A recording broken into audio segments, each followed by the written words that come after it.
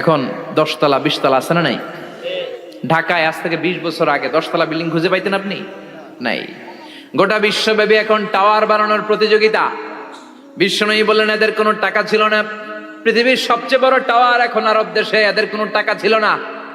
আরব দেশের সৌদি আরব, কাতার, Kuwait, Bahrain এখন স্বর্ণ আর তেলের খনি পেয়ে আল্লাহরে ভুলে যায়। এদের খাওয়ার মতো কিছু ছিল না। এদেরকে আমার দাদারে শুনতাম বলতো কাবলিওয়ালা বলতো। কি বলতো? এদেশে আসতো জায়নামাজ তসবি ছড়া খেজুর টেজুর বিক্রি করার জন্য। এরা জেলে পাড়ার লোক ছিল। আরব সাগরের তীরবর্তী এলাকার মানুষ, সাগরের মাছ মেরে এরা জীবন ধারণ করতো। আল্লাহ এদেরকে তেলের খনি দিলেন, গ্যাসের খনি দিলেন। এখন তারা বড় বড় টাওয়ার বানায়, আছে না নাই? বুর্জ আল খলিফা, কি উঁচা বিল্ডিং, 828 মিটার উঁচু। জেদ্দা আছে 1000 মিটার উঁচু কিংডম টাওয়ার। তাইওয়ানে আছে তাইপেডাং টাওয়ার 101 তলা। মালয়েশিয়া আছে পেট্রোনাস টুইন টাওয়ার 88 তলা। চায়নাতে আছে সাংহাই টাওয়ার, একটার পর একটা টাওয়ার। প্রতি বছর অ্যানাউন্স করতেছে যে ওদেরটা আছে আমাদেরটা বড় বানাবো। কাতার কয় ওরা বানাইলে আমরা পারবো না কেন, আমরা বানাবো আরো বড়। আছে না নাই? শাগালাত কুমুত তাকাসুর, যে আরো লাগবে, আরো বড় হতে হবে, এই টেন্ডেন্সি মানুষকে আখিরাত থেকে একেবারে গাফেল বানিয়ে দিয়েছে। চিল্লায় বলেন ঠিক কিনা? টাকার পাহাড় বানাতে চায়, দরকার থাকলেও চায়, না দরকার থাকলেও চায়। বর্তমান পৃথিবীর সবচেয়ে ধনী লোকটার নাম জানেন? কি নাম? হ্যাঁ, বিল গেটস। ওর যে কত টাকা ও নিজেও জানে না। ওর পকেট থেকে যদি $100 একটা বান্ডিল পড়ে যায়, এটা তুলতে ওর যত সময় লাগবে, ও না তুলে যদি হেঁটে যে আইডিয়া নিয়ে হাঁটতেছিল ওইটা নিয়ে হাঁটে, ওদিকে আরো বেশি ইনকাম হয়ে যাবে। এত টাকা তার, এটা তোলার সময় তো তার নাই। ওয়ারেন বাফেট নাম শুনছেন? হাজার হাজার কোটি ডলারের মালিক। Prince Walid bin Talal, Saudi ধনকুবের নাম শুনেছেন? ওর একটা বিমান আছে, প্রাইভেট জেট প্লেন। এই বিমানটার 70% মেড অফ গোল্ড। বিমানের 70% স্বর্ণ দিয়ে বানানো। গত কয়েক বছর আগে আমি ব্রুনাই গিয়েছিলাম। ব্রুনাইয়ের সুলতানের নাম হাসান আল বালখিয়া। উনি একটা প্যালেস আরবিতে বলে কাসার, মানে হচ্ছে রাজপ্রাসাদ। পৃথিবীর সবচাইতে বড় রাজপ্রাসাদ ব্রুনাইতে বান্দার শ্রী বেগাওয়ানে অবস্থিত। আমি গিয়েছি ওখানে। প্রায় 1800 থেকে 2000 কক্ষ আছে ওই প্যালেসে, রাজপ্রাসাদে। ওই রাজপ্রাসাদের টয়লেটের কমোড গুলো মেড অফ গোল্ড, স্বর্ণ দিয়ে বানানো। নাউজুবিল্লাহ পড়বেন না? এই হাসান আল বালখিয়া নিজে বিমান চালায়। ওর সংগ্রহে 500টা রোলস রয়েস লাক্সারিয়াস কার আছে। 500 রোলস রয়েস। গুগল ইউটিউব যারা করেন সার্চ দিলে দেখবেন ওর কি পরিমাণে গাড়ি। রোলস রয়েস গাড়ি হচ্ছে one of the luxurious car in the world. Car ব্র্যান্ডের মধ্যে যত দামি কার ব্র্যান্ড আছে এর মধ্যে রোলস রয়েস একটা, যেগুলোর দাম কমসে কম এদেশের টাকায় 8 কোটি থেকে 10 কোটি টাকা। আচ্ছা বলেন, এই গাড়িগুলো যারা হাই প্রোফাইলের ভিআইপিস, তারা ফ্যামিলির সবাইকেও যদি একটা করে গাড়ি দেয়, একজনের কয়টা গাড়ি দরকার? 5টা, 10টা, 20টা। ধরলাম যে 20টা গাড়ি লাগবে ওনার। 500 গাড়ি দিয়ে উনি কি করবে? তার সংগ্রহে 500টা রোলস রয়েস। স্বর্ণেরও গাড়ি আছে তার, স্বর্ণের পালঙ্ক আছে, আমি দেখে এসেছি। পোরশে, ফারারে, লাম্বরগিনি, এই টাইপের যে ব্র্যান্ডগুলো আছে, অভাব নাই। তার মানে আছে, যার বেশি চায় তত বেশি। চিৎকার করে বলেন ঠিক কিনা? এজন্য আল্লাহ বললেন আলহাকুমুত তাকাসুরু হাত্তা যুরতুমুল মাকাবির। দুনিয়ার লোভ তোমাদেরকে আখিরাত থেকে গাফেল বানিয়ে দিয়েছে। দুনিয়ার লোভ লালসার মধ্যে পড়ে আখিরাতকে বেমালুম তোমরা ভুলে গিয়েছো। এই গাফলতি কোনোদিন কমবে না যতদিন না তোমরা কবরে ঢুকো। ঠিক কিনা? সম্পদ উপার্জনে ইসলাম বাধা দেয় না, কিন্তু সম্পদ হৃদয়ে স্থান দেয়া যাবে না। সম্পদ উপার্জন করতে হবে, খরচ করে ফেলতে হবে। বেশি সম্পদশালী হতে হলে আল্লাহর সন্তুষ্টির জন্য যাকাত দিতে হবে। কে দিতে হবে? দে যাকাত, দে যাকাত, তোর দিল খুলবে পরে, আগে খোলো খাত। দে যাকাত, দে যাকাত, তোরা দে রে যাকাত। ঠিক কিনা? দিল পরে খুলবে, আগে হাত খোলেন। হাত খুললে দেখবেন দিলটারে খুলে দিয়েছে কে? সাইয়েদনা মুসা আলাইহিস সালামের জামানায় ওনার চাচাতো ভাই ছিল মিশরের সবচাইতে বড় ধনী, যাকাত দেয় নাই। তার কি করুণ পরিণতি হয়েছে কোরআনে আছে না নাই? এত সম্পদ ছিল, তার সম্পদগুলো সে সিন্ধুকে আটকে রাখতো। আর এই সিন্ধুকের চাবিগুলো আলগানোর জন্য, কাঁধে নেওয়ার জন্য 10 জন লোক লাগতো। সিন্ধুক কাঁধে নেওয়ার জন্য, সিন্ধুকের চাবি চাবির গোছা কাঁধে নেওয়ার জন্য কয়জন? তাহলে কি পরিমাণ সম্পদ ছিল? সাইয়েদনা মুসা বললেন, সম্পদের মালিক তুই হস নাই, আল্লাহ বানাইছে। কারণ বলে, ইন্নামা উতিতুহু আলা ইলমিন ইনদি, আল্লাহ আমারে সম্পদ দেয় নাই, আমি আমার মেধা খাটিয়ে সম্পদ বানিয়েছি। যাকাত আমি দিব না। মুসা বললেন, তাহলে আযাবে পড়বি। কারণ কয়, পারলে আযাব আন, পারলে আযাব আনো। আল্লাহ বললেন, ফাখাসাফনা বিহি ওয়া বিদারহিল আরদ, ও মুসা নিরাপদ দূরত্বে চলে যাও, এখনই ভয়ঙ্কর ভূমিকম্প হবে, আযাব দেব। কারণ সহ কারণের সব সম্পদ আমি জমিনের ভেতরে ঢুকায়া দেব। আমি নিজে কারণের বাড়ি দেখে এসেছি। মিশরের রাজধানী কায়রো থেকে প্রায় 150 কিলো দূর একটা জেলা আছে, ফায়ুম জেলা। ওইখানে কারুনকে আল্লাহ তার সব সম্পত্তি সব মাটিতে দাবিয়ে দিয়েছেন। দাবাতে দাবাতে হাঁটু পর্যন্ত যখন কারুন জামিনে দেবে যায়, ভাবছে উঠে যাবে। কোমর পর্যন্ত যখন মাটির মধ্যে দেবে যায়, ভাবছে উঠতে পারবে। গলা পর্যন্ত যখন দেবে যায়, হাত তুইলা কয়, আমি ঈমান আনলাম। ও মুসা, সব সম্পদ তোর আর তোর আল্লাহর লইয়া যা, খালি আমারে বাঁচা, আমারে। সব গাদ্দারদের একই পরিণতি। ফেরাউনরেও যখন আল্লাহ লোহিত সাগরে পানি খাওয়াতে খাওয়াতে পেটটা এত বড়, হাত তুলা কয়, আনা মিনাল মুসলিমিন, আমি মুসলমান, আমি ভালো মানুষ। আল্লাহর কোরআন সাক্ষী, সে বলেছে আনা মিনাল বনি ইসরাইলরা যে আল্লাহরে মানে, আমিও তারে মানি, আমিও আল্লাহর দলের একনিষ্ঠ কর্মী। আর পানি খাইতে পারি না, আল্লাহ বাঁচাও। আল্লাহ কয়, আরো খা। শেষ, ফেরাউন শেষ, নমরুদ শেষ, কারুন শেষ। পুরো সম্পদ সহ আল্লাহ কারুনকে জামিনের ভেতরে দাবিয়ে দিলেন। এজন্য সম্পদ যাদের বেশি, জাকাত দেওয়ার দরকার আছে না নাই? দারিদ্রতা বিমোচনের জন্য জাকাত দিবেন। জাকাতের শাড়ি লুঙ্গি এইভাবে না, অনেকে কিন্তু দেয় জাকাতের শাড়ি, জাকাতের লুঙ্গি, জাকাতের গামছা, এরকম ডাকাইত আছে না নাই? বাংলাদেশে এমনও হয়েছে, জাকাতের শাড়ি দিবে বলে সে পত্রিকায় নিউজ করেছে, আর ওই শাড়ি আনার জন্য শাড়ি দিবে 5,000, মানুষ এসেছে 5 লক্ষ। পদপৃষ্ঠ হয়ে 11 জন নারী এক জায়গায় মারা গিয়েছে। কিয়ামতের দিন আল্লাহ বিচারের কাঠগড়ায় এই বিজনেস ম্যাগনেটকে দাঁড়িয়ে সেদিন জিজ্ঞাসা করবে যে, কেন তুই এদেরকে কষ্ট দিয়েছিলি? চিল্লা এখন ঠিক কিনা? এদের মৃত্যুর দায়ভার এই শিল্পপতি এড়াতে পারবে না। জাকাতের শাড়ি, জাকাতের লুঙ্গি বিতরণের জন্য আল্লাহ তোমারে ধনী বানায় নাই। ধনীদের দায়িত্ব হলো গরিবের হাতে সম্পদ পৌঁছে দেয়া। ও ফি আমওয়ালিহিম হাক্কুন লিসাইলি ওয়াল মাহরুম। গরিব আমার কাছ থেকে সম্পদ আর জাকাত নিয়ে সে আমার প্রতি করুণা করেছে। আমি জাকাত দেই বলে আমি কোনো দয়া দেখাই নাই। কথা বুঝতে পেরেছেন? আইডিয়াটা ক্লিয়ার করে নেন। জাকাত দেয়া আমার জন্য কি? কথা বলেন, ফরজ। আর যে জাকাত নেয় তার জন্য জাকাত খাওয়া কি ফরজ? আমি গরিব মানুষ, আমি জাকাত খাবো না, না খাইয়া থাকুম, রোজা রাখুন। কথা কন, আমার যে জাকাত নেওয়া লাগবে এমন কোনো কথা নেই, কিন্তু আমি যে ধনী আমার দিতেই হবে, এটা ফরজ। তার মানে আমি দিয়ে আমি দয়া করি নাই, ও নিয়ে আমারে বাঁচাইয়া দয়া করে গেছে। চিৎকার করে বলো ঠিক কিনা? ইসলাম বলে রাস্তার এক পাশে 5 তলা আর এক পাশে গাছতলা, এটার নাম ইসলাম না। খেটে খাওয়া মানুষ, সুবিধা বঞ্চিত মানুষদের দ্বারে যে তুমি জাকাতের টাকা পৌঁছে দাও। জাকাতকে ফরজ করা হয়েছে দারিদ্রতা বিমোচনের জন্য। আপনি শাড়ি লুঙ্গি দিলে কি হবে? ওরে শাড়ি দিচ্ছেন দুপুরে, রাত্রে বেলা ও আরেক জায়গায় লাইন ধরে আছে, বিরিয়ানির প্যাকেট দিতেছে ওইখানে। কথা কন, সারাটা বছর ও জাকাতের টাকা নেবে, ওর কিচ্ছু হবে না। বরং এমন কিছু তাকে করে দিতে হবে যেটা দিয়ে সে ফ্যামিলি লিড করতে পারে। একটা সিএনজি কিনে দেন, ওই ফ্যামিলিতে কোনো যুবক থাকলে সিএনজি চালায়া, অটো চালায়া ফ্যামিলিটারে চালান। একটা টঙের দোকান করে দেন, চায়ের দোকান, চা বিক্রি করে ফ্যামিলিটারে চালাবে। অস্ট্রেলিয়ান একটা গাই কিনে দেন, গরুর দুধ বিক্রি করে তার ফ্যামিলি চলবে। কিংবা মাছের একটা খামার করে দেন, মুরগির খামার করে দেন, ঠিক কিনা? ওমরে ফারুক বলতেন, এমন ভাবে জাকাত দাও যাতে করে যাকে জাকাত দিয়েছে জীবনে কোনোদিন সেজন্য আর কারো কাছে যে হাত পেতে জাকাতের জন্য দাঁড়িয়ে না থাকে। এই বিধানটা কার? এজন্য আল্লাহ বললেন, আলহাকুমুত তাকাসুরু হাত্তা যুরতুমুল মাকাবির।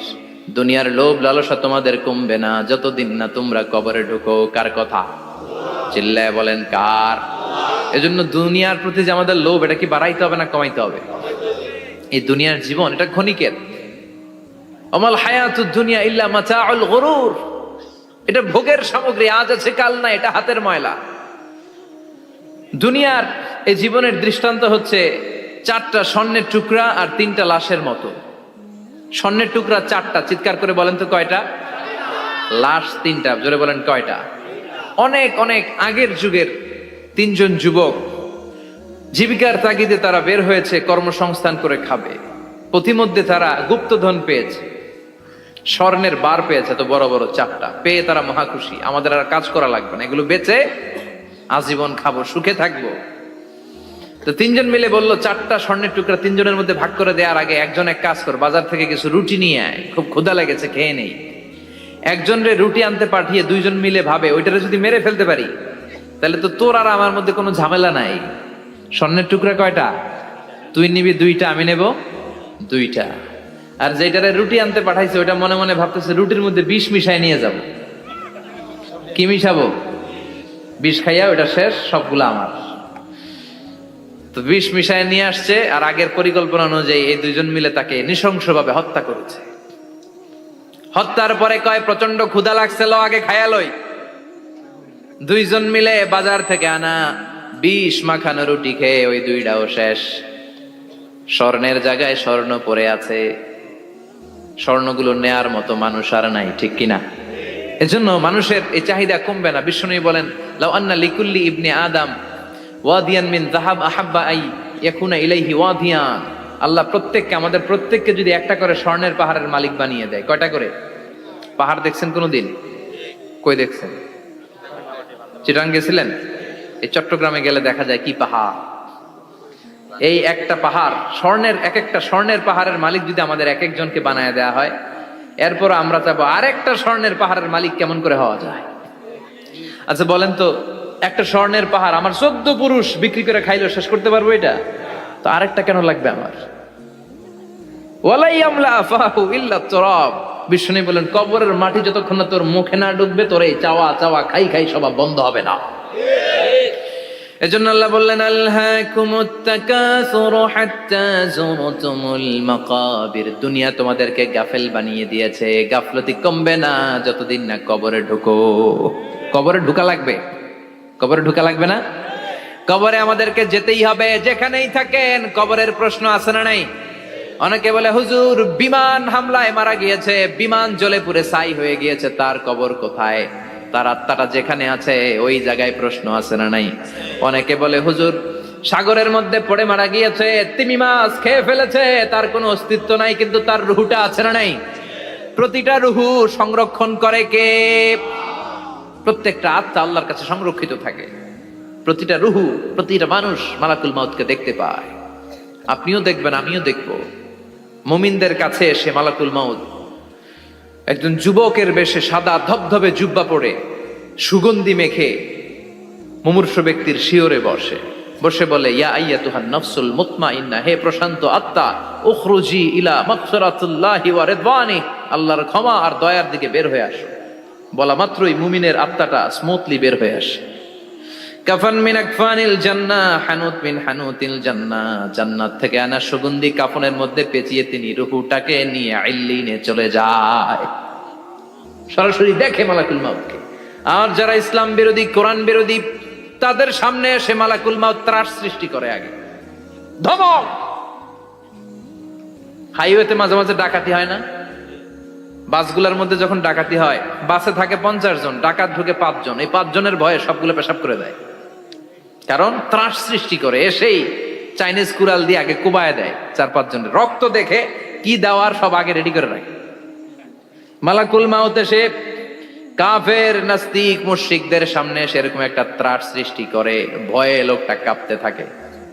ওর কাছে ভদ্র ভাষায় কথা বলে না, সুন্দর জামা পরে আসে না, কালো কুচকুচে চেহারা, ভয়ঙ্কর একটা রূপ নিয়ে, আকৃতি নিয়ে ইসলাম বিরোধীদের মাথার সামনে আসে, দুর্গন্ধযুক্ত চেহারার দেহ নিয়ে ধমক দিয়ে বলে, ও পাপাত্তা, ইয়া আইয়াতুহান নাফসুল খাবিসা উখরুজি ইলা গাদাবিল্লাহ, হে পাপাত্তা, আল্লাহর রাগ, ক্রোধ আর গজবের দিকে বের হয়ে আয়। মুমিনের আত্মা বলার সাথে সাথে যেমনি মুমিনের দেহ থেকে বের হয়ে জান্নাতি কাফনের ভেতরে ঢুকে, কাফেরদের আত্মাও কি এরকম তাড়াতাড়ি বেরোতে চায় নাকি? কাফেরদের আত্মা বেরোতে চায় না। ডানে দৌড়, বায়ে দৌড়, সামনে দৌড়, পেছনে দৌড়, আহা, দৌড়াদৌড়ি করে। মালাকুল মাউত এটাকে টেনে হিচড়ে একটা জীবিত ছাগলকে জবেহ না করে, জবাই না করে তার চামড়া উল্টার দিকে টেনে হিচড়ে বের করলে ছাগলটা যত কষ্ট পায়, এর সে কম 70 গুণ বেশি কষ্ট দিয়ে কাফের মুশরিক আর গাদ্দারদের রূহ কবজ করা হয়। আল্লাহ এই পরিস্থিতি থেকে তুমি আমাদের বাঁচাও। মুমিনদের রূহ যেমনি কবজ হয় ওইভাবে রূহ কবজের ব্যবস্থা করে দিও। ইমানের মৃত্যু নসিব করে দিও, শাহিদি মৃত্যু নসিব করে দিও।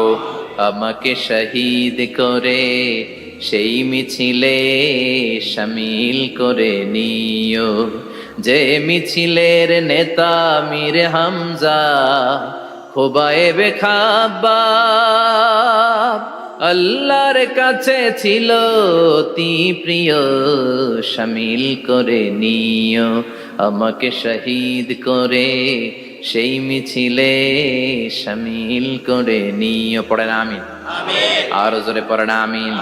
তার মানে বিমান দুর্ঘটনায় হোক, কিংবা লঞ্চ ডুবিতে হোক, কিংবা আগুনে পড়ে হোক, কিংবা আত্মঘাতী হামলায় হোক, যে যেখানেই মারা যায়, কবরের 3টা প্রশ্ন তার জন্য আছে না নাই?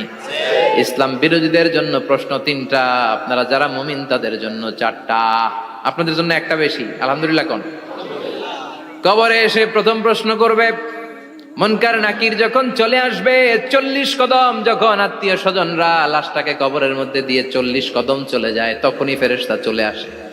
আহা, শেষ, সব শেষ। এসেই পরীক্ষা শুরু। মার রব্বুক, তোর রবের নাম কি? চিল্লায় বলেন আমাদের রবের নাম কি? আমরা বলবো রব্বি আল্লাহ, আল্লাহ আমারে রব।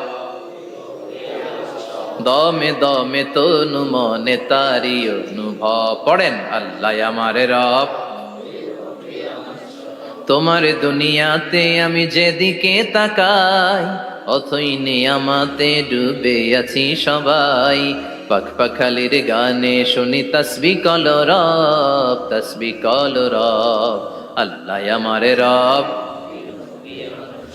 প্রথম প্রশ্ন তোমার রব কে? আমরা বলবো আমাদের রব আল্লাহ।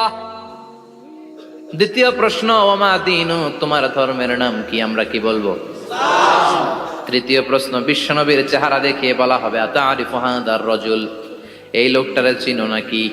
আমরা বলবো চিনি, আমাদের প্রাণের নবী। ঠিক কি না? চাঁদের চেয়ে সুন্দর তুমি নবী আমার কমলিওয়ালা, দু জাহানের বাদশা তুমি প্যারা নবী সাল্লে আলা। চাঁদের চেয়ে সুন্দর তুমি নবী আমার কমলিওয়ালা। ঠিক কি না?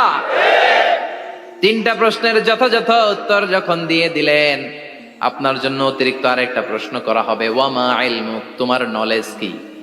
3টা প্রশ্নের উত্তর যে তুমি করতে পারলা, কিভাবে পারলা, কেমনে জানলা?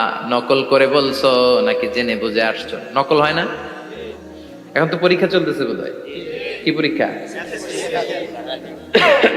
এসএসসি পরীক্ষা। নকল হয়? কৃষ্ণপুরে নকল নাই না? এখন মনে হয় এগুলো একটু কমছে। একটা সময় ছিল অনেক নকল হইতো। পাঞ্জাবের ভিতরে নকল, পকেটে নকল, টুপির ভিতরে নকল, মৌজার ভিতরেও নকল। এমনকি মেয়েরাও নকল করে পরীক্ষার হলে আসে না নাই? স্কেলের মধ্যে লিখে নিয়ে যায়, হাতের মধ্যে লিখে নিয়ে যায়, ওড়নায় লিখে নিয়ে যায়, কাপড়ে লিখে নিয়ে যায়, আসে না নাই? ফেরেশতারা বলবে নকল করছো নাকি? কেমনে জানলা? 3টা প্রশ্নের উত্তর তুমি কেমনে বললা? আল্লাহ তোমার রব, ইসলাম তোমার ধর্ম, এই লোকটা বিশ্বনবী, কেমনে চিনলা? আপনাকে তখন বলতে হবে আমি কোরআন থেকে শিখেছি, আমি হাদিস থেকে শিখেছি, আমি ইসলাম জেনে বুঝে মেনেছি, আমি আন্দাজে কোথাও ঘুরি নাই। চিল্লা এখন ঠিক কিরা? আপনাকে বলতে হবে। এজন্য শিখতে হবে, প্রতিনিয়ত ইসলাম সম্পর্কে জানতে হবে, আখের গোছাতে হবে, জীবনটাকে আলোকিত করতে হবে। চিল্লায় বলেন ঠিক কিরা? 4টা প্রশ্নই যখন হয়ে গেল, ফেরেশতারা বলবে আহলান ওয়া সাহলান ওয়া মারহাবান বিক, খোশামদেদ, কংগ্রাচুলেশন, খোশামদেদ, কংগ্রাচুলেশন। সব প্রশ্নের উত্তর তুমি পেরেছো। ফায়ুফসাহু লাহু কবরুহু 70 যিরান, আপনার কবরটারে 70 হাত লম্বা করে দেয়া হবে। ওয়ায়ুফতাহু লাহু বাবুন ইলাল জান্নাহ, আপনার কবর থেকে জান্নাতের দিকে দরজা খুলে দেয়া হবে। ওয়ায়ুলবাসু মিন লিবাসি আহলিল জান্নাহ, জান্নাতের 2টা রেশমি কাপড়ের পোশাক এনে আপনারে পরিয়ে দেয়া হবে। আর বলা হবে নাম কানাও মিলা আরুস, ঘুমাও, sleep, you should get some sleep now. তোমাকে লম্বা সময় পাড়ে দিতে হবে, ঘুমাও। কানাও মিলা আরুস, যেমনি বর বাসর রাতে আরামসে ঘুম দেয়, বাসর রাতে যেমনি বর কনেকে নিয়ে মধুর ঘুম দেয়, তুমিও ঘুমাও, কেউ তোমার ঘুম ভাঙবে না। মালাক ইসরাফিলের কিয়ামতের জন্য ইসরাফিলের সিংহায় যে ফুৎকার আছে, ওই ফুৎকার ছাড়া কোনো কিছুই তোমার ঘুম ভাঙাতে পারবে না। আলহামদুলিল্লাহ পড়েন। আল্লাহ আমরাও যেন 4টা প্রশ্নের উত্তর দিয়ে লম্বা একটা ঘুম দিতে পারি, পড়ে না আমিন। ওয়াম্মাল কাফির ওয়া আহলুশ শিমাল, আর ইসলাম বিরোধী যারা, তাদের সামনে আসবে মালাকান আসওয়াদান আজরাকান, কৃষ্ণ বর্ণের দেহ, নীলাভ বর্ণের দুটো চোখ, গায়ের রং কালো, চোখের রং নীল। দেখতে কেমন লাগে? আলিফ লাইলার ভূতের মতো। কথা কন। গায়ের রং কালো, চোখের রং নীল। ফেরেশতা 2টা আসবে, এসে ত্রাস সৃষ্টি করবে, এসে বলবে, বল তোর রবের নাম কি? মার রব্বুক। ইসলাম বিরোধী মুশরিক কাফের নাস্তিক এরা বলবে, আমি জানি না আমার রবকে, আমি জানি না, আমি তো আজীবন শুধু চেয়ার করেছি, মদ খেয়েছি, আমি ধর্ষণে সেঞ্চুরি করেছি দুনিয়ার বুকে, আমি টেন্ডারবাজি করেছি, চাঁদাবাজি করেছি, আমি মাস্তানি করেছি, আমার দাপটে এলাকার ইসলাম প্রিয়রা বাসায় ঘুমাতে পারে না। আমি ছিলাম টেন্ডারবাজ, আমি ছিলাম গডফাদার, সন্ত্রাসীদের লিডার, আমি ছিলাম ডন 1 2 3 সব, আমি ছিলাম ডনের ডন, আমি ছিলাম মাস্তান রংবাজ। রব টপ কি আমি তো জানি না। লাদ্রি লাদ্রি, আমার জিজ্ঞেস করো না। আবার প্রশ্ন করা হবে, ওয়ামা দীনুক, তোর ধর্মের নাম কি? বলবে লা আদরি, আমার কোনো ধর্ম নাই, আমার কোনো ধর্ম নাই, আমি শুধু মৌজ মাস্তিতে ছিলাম, আমি আনন্দ ফুর্তি করেছি, ইসলাম নিয়ে আমার মাথা ব্যথা ছিল না, আজীবন ইসলামরে আমি বাস দিয়েছি। চিল্লায় বলেন ঠিক কিনা? ইসলাম বিরোধীদের সাথে ছিল আমার চলাফেরা, আমার সব সাঙ্গ পাঙ্গ ছিল গুন্ডা বদমাশ ইসলাম বিরোধী।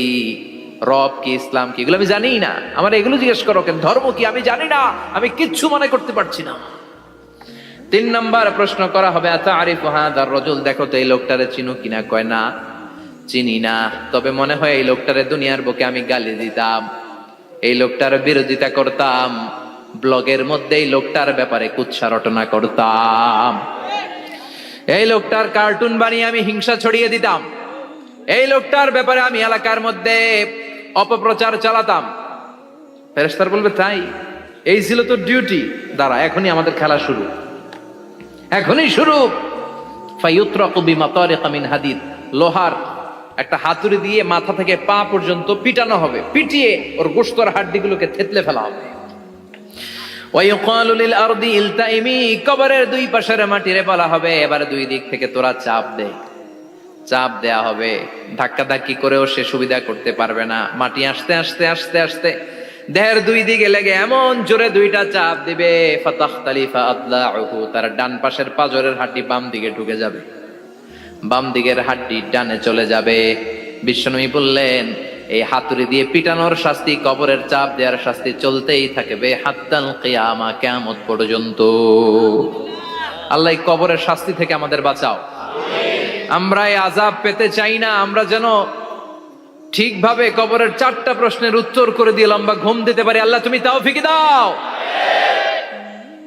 এজন্য আল্লাহ বললেন, গোলাম দুনিয়া নিয়ে পাগল হয়ে থেকো না, এই দুনিয়ার জীবন আসল জীবন নয়, আসল জীবন হলো কবরের জীবন। জোরে বলেন ঠিক কিনা? এই জন্য মাঝে মাঝে কবরে যাবেন, কবরস্থানে দাঁড়িয়ে চিন্তা করবেন, এই জায়গায় আমারও আসতে হবে। দিন যাবে, রাত আসবে, বৃষ্টি হবে, শীত আসবে, কেউ আমার দেখতে আসবে না, একা থাকতে হবে, একা, বড় একা, অন্ধকার, বড়ই অন্ধকার। ওই কবরের জীবনের সামান গোছানোর দরকার আছে না নাই? ওই কবরে সুখে শান্তিতে থাকতে চাইলে নামাজ পড়ার দরকার আছে না নাই? কোরআন পড়ার দরকার আছে না নাই? ছেলে মেয়েগুলোরে মানুষের মতো মানুষ করার দরকার আছে না নাই? ওনাকে সৃষ্টি করার পরে আল্লাহ বললেন, ইয়া আদম সাল্লিম আলা উলাইকান নাফার, আদম এই যে ফেরেশতারা বসা, সালাম দাও। আদম বলেন, না আমি সালাম দিব কেন, আমারা দেয় না কেন? অনেক মুরব্বী আছে বলে, আমি দিব কেন, তোরা আমারে দিবি, এরকম আছে না নাই? না, সালাম সবাই সবাইকে দিবেন, স্বামী স্ত্রীকে দিবেন, স্ত্রী স্বামীকে দিবেন, বড়রা ছোটদের দিবেন, ছোটরা বড়দের দিবেন, এক ভাই আরেক ভাইকে দিবেন, বোন ভাইকে দিবেন, তাহলে ফ্যামিলির মধ্যে শান্তি দিয়ে ফ্যামিলিটাকে সমৃদ্ধ করে দিবে কে? কারণ সালাম অর্থই শান্তি। সালাম অর্থ কি? ফ্যামিলির মধ্যে আমাদের এই সালামের প্রচলন নাই। বিশ্বনবী সাল্লাল্লাহু আলাইহি ওয়াসাল্লাম স্ত্রীদেরকে আগে সালাম দিতেন, সাহাবাদেরকে আগে সালাম দিতেন। মা আয়েশা বলেন, এত বছর বিশ্বনবী সংসার করলাম, একদিনও আগে সালাম দিতে পারি নাই। সবসময় বিশ্বনবী আমাকে আগে সালাম দিয়ে দিতেন। তো সাইয়েদনা আদমকে সৃষ্টি করার পরে আল্লাহ বললেন, আদম সাল্লিম আলা উলাইকা নাফর, বুখারীর বর্ণনা, ফেরেশতাদের এই দলটাকে তুমি সালাম দাও। সাইয়েদনা আদম আলাইহিস সালাম অহংকার করেন নাই, তিনি বলেন নাই যে কেন দিব, ফেরেশতারে বলেন না আমারে দিতে, এটা বলছে না, উনি সালাম দিলেন। ফলে ওনার অন্তর থেকে অহংকার মুক্ত করে দিল কে? আল্লাহ। বিশ্বনবী বলেছেন, আল বাদিউ বিস সালামি বারিউম মিনাল কিবর, আগে আগে যে সালাম দিয়ে দেয় আল্লাহ তার অন্তর থেকে অহংকার তুলে নেয়। মান কানা ফি কলবিহি হাববাতু খারদাল মিনাল কিবর লা ইয়াদখুলুল জান্নাতা আবাদা, যার অন্তরে যাররা পরিমাণ অহংকারের ছিটে ফোঁটা থাকে সে আল্লাহর জান্নাতে ঢুকতে পারবে না। আল্লাহর জান্নাতে ঢুকবে বিনয়ীরা। কারা? যারা বিনয়ী, মুতাওয়াদি, হাম্বল, যাদের মধ্যে হাম্বলনেস আছে, যারা বিনয়ী, তারা জান্নাতে ঢুকবে। তো সাইয়েদনা আদম আলাইহিস সালাম বিনয়ের পরিচয় দিলেন, কিন্তু শয়তানকে আল্লাহ বললেন উসজুদু, শয়তানকে বললেন শয়তান সেজদা দাও। ফেরেশতাদেরকে যখন অর্ডার করেছে সেজদা দাও, শয়তান বলল আল্লাহ আমি সেজদা দিব না, অহংকার করলো, সে নিজে নিজে উপরে উঠতে চাইলো। সে বলল খালাকতানি মিন নার ওয়া খালাকতাহু মিন তিন, আপনি আমাকে বানিয়েছেন আগুন দিয়ে, আগুনের ধর্ম উপরের দিকে ওঠা, আগুন জ্বালিয়ে দিলে লেলিহান শিখা কই যায়? উপরে যায়। ওয়া খালাকতাহু মিন তিন, আর আদমকে বানিয়েছেন আপনি মাটি থেকে, তা আমি কেন সেজদা দিব? আদমই না আমারে দিবে।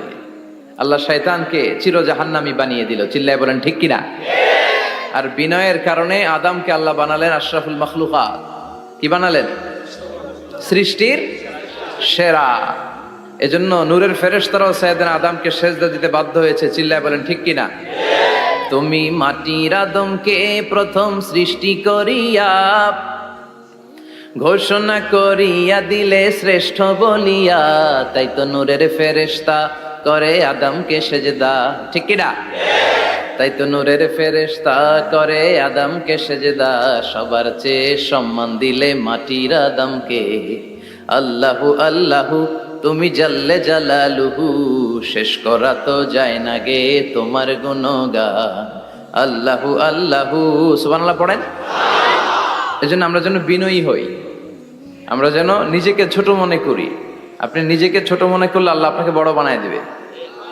আর যদি নিজেই নিজেকে বলেন আমি বড় আল্লামা, আমি সব জানি, তাহলে আল্লাহ বলবে তোর স্থান হচ্ছে সবচাইতে নিচে। ঠিক কিনা?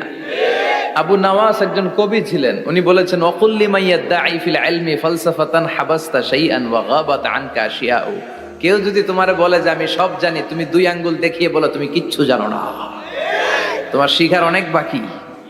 জাননেওয়ালার উপরও জাননেওয়ালাও আছে। ঠিক কিনা? এজন্য আমরা যেন বিনয়ী হই। বিনয়, হাম্বলনেস, আরবিতে বলে তাওয়াদু, এটা খুবই জরুরি। এগুলো আমাদের মধ্যে এখন নাই। আমাদের মধ্যে ইগো প্রবলেম আছে না নাই? অহংকার, জেলাসি, অ্যারোগ্যান্স, এগুলো থেকে সম্মানিত ভাইয়ের আমাদেরকে বেরিয়ে আসতে হবে। দেখবেন সমাজে যারা খুবই হাম্বল, বিনয়ী, তাদেরকে সবাই পছন্দ করে না? আর অহংকারীদের কেউ পছন্দ করে না। সামনে সালাম দেয়, পিছনে গালি দেয়। কথা বলেন? এজন্য অহংকারী হবেন না, বিনয়ী হবেন। বিশ্বনবী বলছেন আল্লাহ আপনি আমার বিনয়ী বানান, আপনি আমার ধৈর্যশীল বানান, আপনি আমার শুকর গুজার বানান। আমার চোখে আল্লাহ আপনি আমার ছোট বানান, মানুষের চোখে আপনি আমারে বড় বানান। এই বাণীটা একটা বিপ্লবী বাণী, লা ইলাহা মুহাম্মাদুর রাসূলুল্লাহ। এটা যারা অন্তরে একবার প্রবেশ করতে পারে সে সত্য ছাড়া চোখে আর কিছু দেখে না। এই কালেমার পক্ষে শক্তি যারা, তারা সত্য আর ন্যায়ের পক্ষে। চিল্লায় বলেন ঠিক কিনা? এটা পৃথিবীর সবচাইতে শ্রেষ্ঠ জিকির, আফদলু জিকির লা ইলাহা ইল্লাল্লাহ। আবার বিশ্বনবী বললেন মান ক্বালা লা ইলাহা ইল্লাল্লাহ সিদকান মিন কলবিহি দাখালাল জান্নাহ, অন্তর থেকে একনিষ্ঠতার সাথে একবার যে লা ইলাহা পড়বে ওই লোকটা জান্নাতে প্রবেশ করবে। তার অপকর্মের কারণে, তার পাপের কারণে হয়তো সে পানিশমেন্ট পাবে জাহান্নামে, কিন্তু ফাইনালি সব শেষে সে জান্নাতে ঢুকবে, ঠিক কিনা? সাহিহ ইবনে হিব্বান আর মুস্তাদরাকে হাকামের এক বর্ণনা, মুসা আলাইহিস সালাম আল্লাহকে প্রশ্ন করলেন, ইয়া আল্লাহ আল্লিমনি কালিমাতান আযকুরু বিহা ওয়া আদউ বিহা। আল্লাহ, আপনি আমারে একটা কালিমা শিখান, একটা জিকির শিখান, যে জিকিরটা দিয়ে শুধু আমি আপনার জিকির করব, এই জিকির কেউ জানবে না, শুধু জানবো আমি আর আপনি। সুবহানাল্লাহ পড়েন। আল্লাহ বললেন, ইয়া মুসা ইকরা লা ইলাহা ইল্লাল্লাহ। মুসা তুমি পড়ো লা ইলাহা। মুসা আলাইহিস সালাম বললেন, আল্লাহ বলছি এমন জিকির যেটা আমি আর আপনি ছাড়া কেউ জানবে না। লা ইলাহা এটা তো জাতীয় জিকির, এটা তো ইন্টারন্যাশনাল জিকির, এটা তো সবাই জানে। আমি তো চেয়েছিলাম এক্সক্লুসিভ একটা। আল্লাহ বললেন, মুসা লা ইলাহা ইল্লাল্লাহর চেয়ে শ্রেষ্ঠ জিকির আমার কাছে নাই। আমি আল্লাহর দেয়া সর্বশ্রেষ্ঠ জিকির হচ্ছে লা ইলাহা লাউ তাদাউ লা ইলাহা ইল্লাল্লাহ ফি কাফফা ওয়াস সামাওয়াতু ওয়াল আরদু ফি কাফফা। ও মুসা, সাত আকাশ সাত জমিন যদি দাঁড়িপাল্লার এক পাল্লায় রেখে দাও আর লা ইলাহা আরেক পাল্লায় রেখে দাও, লা রাজাহাত কাফফাতু লা ইলাহা ইল্লাল্লাহ, মুহূর্তেই লা ইলাহার পাল্লাটা ভারী হয়ে যাবে। এটা একটা বিপ্লবী বাণী, এটা ভিক্ষা করার বাণী নয়। জুমার নামাজের পরে একটা টাকা দিয়া যান, আমি গরিব ইনসান, আছে না নাই? আখিরাতে সওয়াব পাইবেন পাহাড়ের সমান। আর জিকির ধরে লা ইলাহা ইল্লাল্লাহ। অনেকে মনে করে এটা ভিক্ষা করার জিকির, কপাল পোড়া। আমরা ভিক্ষার সাথে এটাকে জুড়ে দিয়েছি। এটা একটা বিপ্লবী বাণী। এই বাণীর অর্থ, এটার ইম্পর্টেন্স, এটার সিগনিফিকেন্স আর তাৎপর্য যে বুঝে, সে আল্লাহ ছাড়া কারো সামনে মাথা নত করতে পারে না। চিল্লা এখন ঠিক কিনা? তাফসীর ফি জিলালিল কুরআনের রচয়িতা সৈয়দ কুতুব শাহিদ, নাম শুনছেন? গোটা বিশ্বব্যাপী তার নাম আর ডাক। তিনি ফি জিলালিল কুরআন লেখে গোটা বিশ্বের যুবকদের অন্তর কাঁপিয়ে দিয়েছিলেন। এই সমাজে তিনি জাহালাত দেখে এই জাহালাতের বিরুদ্ধে কলম ধরেছেন আর যুগ শ্রেষ্ঠ তাফসীর রচনা করেছেন, তাফসীর ফি জিলালিল কুরআন। এটার অনেক ভাষায় ট্রান্সলেশন হয়েছে, বাংলায়ও পাওয়া যায়। খুব সম্ভব আল কোরআন একাডেমি লন্ডন এটা ট্রান্সলেট করেছে। তো উনি এই কালিমার পক্ষে থাকার কারণে, ইসলামী আন্দোলনের কারণে তৎকালীন প্রেসিডেন্ট জামাল আব্দুল নাসের ওনাকে ফাঁসি দেওয়ার আদেশ দিয়েছে, ফাঁসির কাস্টে ঝুলিয়ে মৃত্যুদণ্ডের অর্ডার করেছে। তো জেল কোডের নিয়ম অনুযায়ী যাদেরকে ফাঁসি দেওয়া হবে, হ্যাঙ্গিং করা হবে, হ্যাঙ্গিং করার ঘন্টাখানিক আগে ওই কারা কর্তৃপক্ষ থেকে নিয়োগ দেয়া জেলখানার ইমাম সাহেব এসে তাদেরকে লা ইলাহা পড়ায়। কি পড়ায়? লা ইলাহা ইল্লাল্লাহ পড়ায়। তো সৈয়দ কুতুব শাহিদ উনিও যখন ওনাকে ফাঁসির কাজটা ঝুলানো হবে, ওই মুহূর্তে জেল কোডের নিয়ম অনুযায়ী ইমাম সাহেব এসে সৈয়দ কুতুব সাহিবকে বলতে আরম্ভ করলো যে, আমি আপনাকে কালিমা পড়াতে এসেছি, আপনি পড়েন লা ইলাহা ইল্লাল্লাহ। সৈয়দ কুতুব শাহিদ বললেন, আমারে কালিমা শিখাতে এসো না, আমি কালিমা খুব ভালো জানি। যেই কালিমা তুমি ফাঁসির আসামিদেরকে পড়ানোর কারণে মান্থলি বেতন পাও, ওই কালিমার ব্যাখ্যা করার কারণে আমাকে ফাঁসির কাজটা ঝোলা লাগছে। তুমি কালিমা পড়াও, তুমি বেতন নাও, আর আমি কালিমার ব্যাখ্যা করার কারণে আমার ফাঁসি হয়, তার মানে তোর কালিমা আর আমার কালিমা এক কালিমা না। কালিমার মধ্যে পার্থক্য আছে না নাই? কালেমায় পার্থক্য আছে। ওই কারা কর্তৃপক্ষের নিয়োগ করা ইমাম সাহেবের লা ইলাহা ইল্লাল্লাহ আর তাফসীর ফি জিলালিল কুরআনের রচয়িতা সৈয়দ কুতুব শাহিদের লা ইলাহা এক কালিমা নয়, এক লা ইলাহা নয়। চিল্লায় কোন ঠিক কিনা? পার্থক্য আছে, আলাদা। এজন্য আসল লা ইলাহার অনুসারী হতে হবে। লা ইলাহার ধারক এবং বাহকরা হচ্ছে সত্য এবং ন্যায়ের পক্ষে। যত বিপদ আসে, যত আপদ আসে, যত ঝুঁকি আসে, পাহাড় সম ঝুঁকিকে ডিঙ্গিয়ে তারা লা ইলাহার কালেমার পতাকাকে উড়িয়ে দেয়। চিল্লায় বলেন ঠিক কিনা? এজন্য ইমানে পার্থক্য আছে। আমরা যেন আসলে ইমানদার হতে পারি, আল্লাহ তৌফিক দাও। আরো জোরে পড়েন আমিন। আমরা সব সময় যেন আল্লাহর জিকির দিয়ে হৃদয়টাকে সিক্ত রাখতে পারি, তুমি তৌফিক দাও। বিষ্ণু বলেছেন, লা ইয়াজালু লিসানুকা রাতবান মিন যিকরিল্লাহ, তোমার জিহ্বাটা যেন আল্লাহর জিকিরে সব সময় ভিজা থাকে। কি থাকে? সব সময় যেন পড়ি সুবহানাল্লাহ, আলহামদুলিল্লাহ, লা ইলাহা ইল্লাল্লাহ। সব সময় যেন আমরা পড়ি আল্লাহু আকবার। বিষ্ণু বললেন, আহাব্বুল কালাম ইলাল্লাহি আরবা। খেয়াল রাখবেন, আল্লাহর কাছে সবচেয়ে প্রিয় কথা চারটা। কয়টা? আহাব্বুল কালামি ইলাল্লাহি আরবা। আল্লাহর কাছে সবচাইতে প্রিয় কালাম হচ্ছে চারটা। লা ইয়াদুররুকা বিআইয়িহিন্না বাদাআতা। এই চারটার কোনটা দিয়ে শুরু করবে এটা তোমার ব্যাপার। আগে পরে করলেও কোনো সমস্যা নাই। চারটার একটা হচ্ছে সুবহানাল্লাহ, আরেকটা হচ্ছে আলহামদুলিল্লাহ, আরেকটা হচ্ছে লা ইলাহা ইল্লাল্লাহ, আরেকটা হচ্ছে আল্লাহু আকবার। এজন্য সব সময় আল্লাহর জিকির করতে রাজি আছেন তো? আল্লাহরে ডাকতে রাজি আছেন? ফাযকুরুনি ওয়াশকুরুলি। আল্লাহ বলেন, যদি আমার জিকির করো আমিও তোমাদের জিকির করি, যদি আমার স্মরণ করো আমিও তোমাদের স্মরণ করি। আবার বিশ্বনবী বললেন, আল্লাহ ঘোষণা দেন, ফাইন যাকারানি ফি নাফসি যাকারতুহু ফি নাফসি। আমার বান্দা যদি একা একা আমার জিকির করে আমিও আমার বান্দাকে একা একা স্মরণ করি।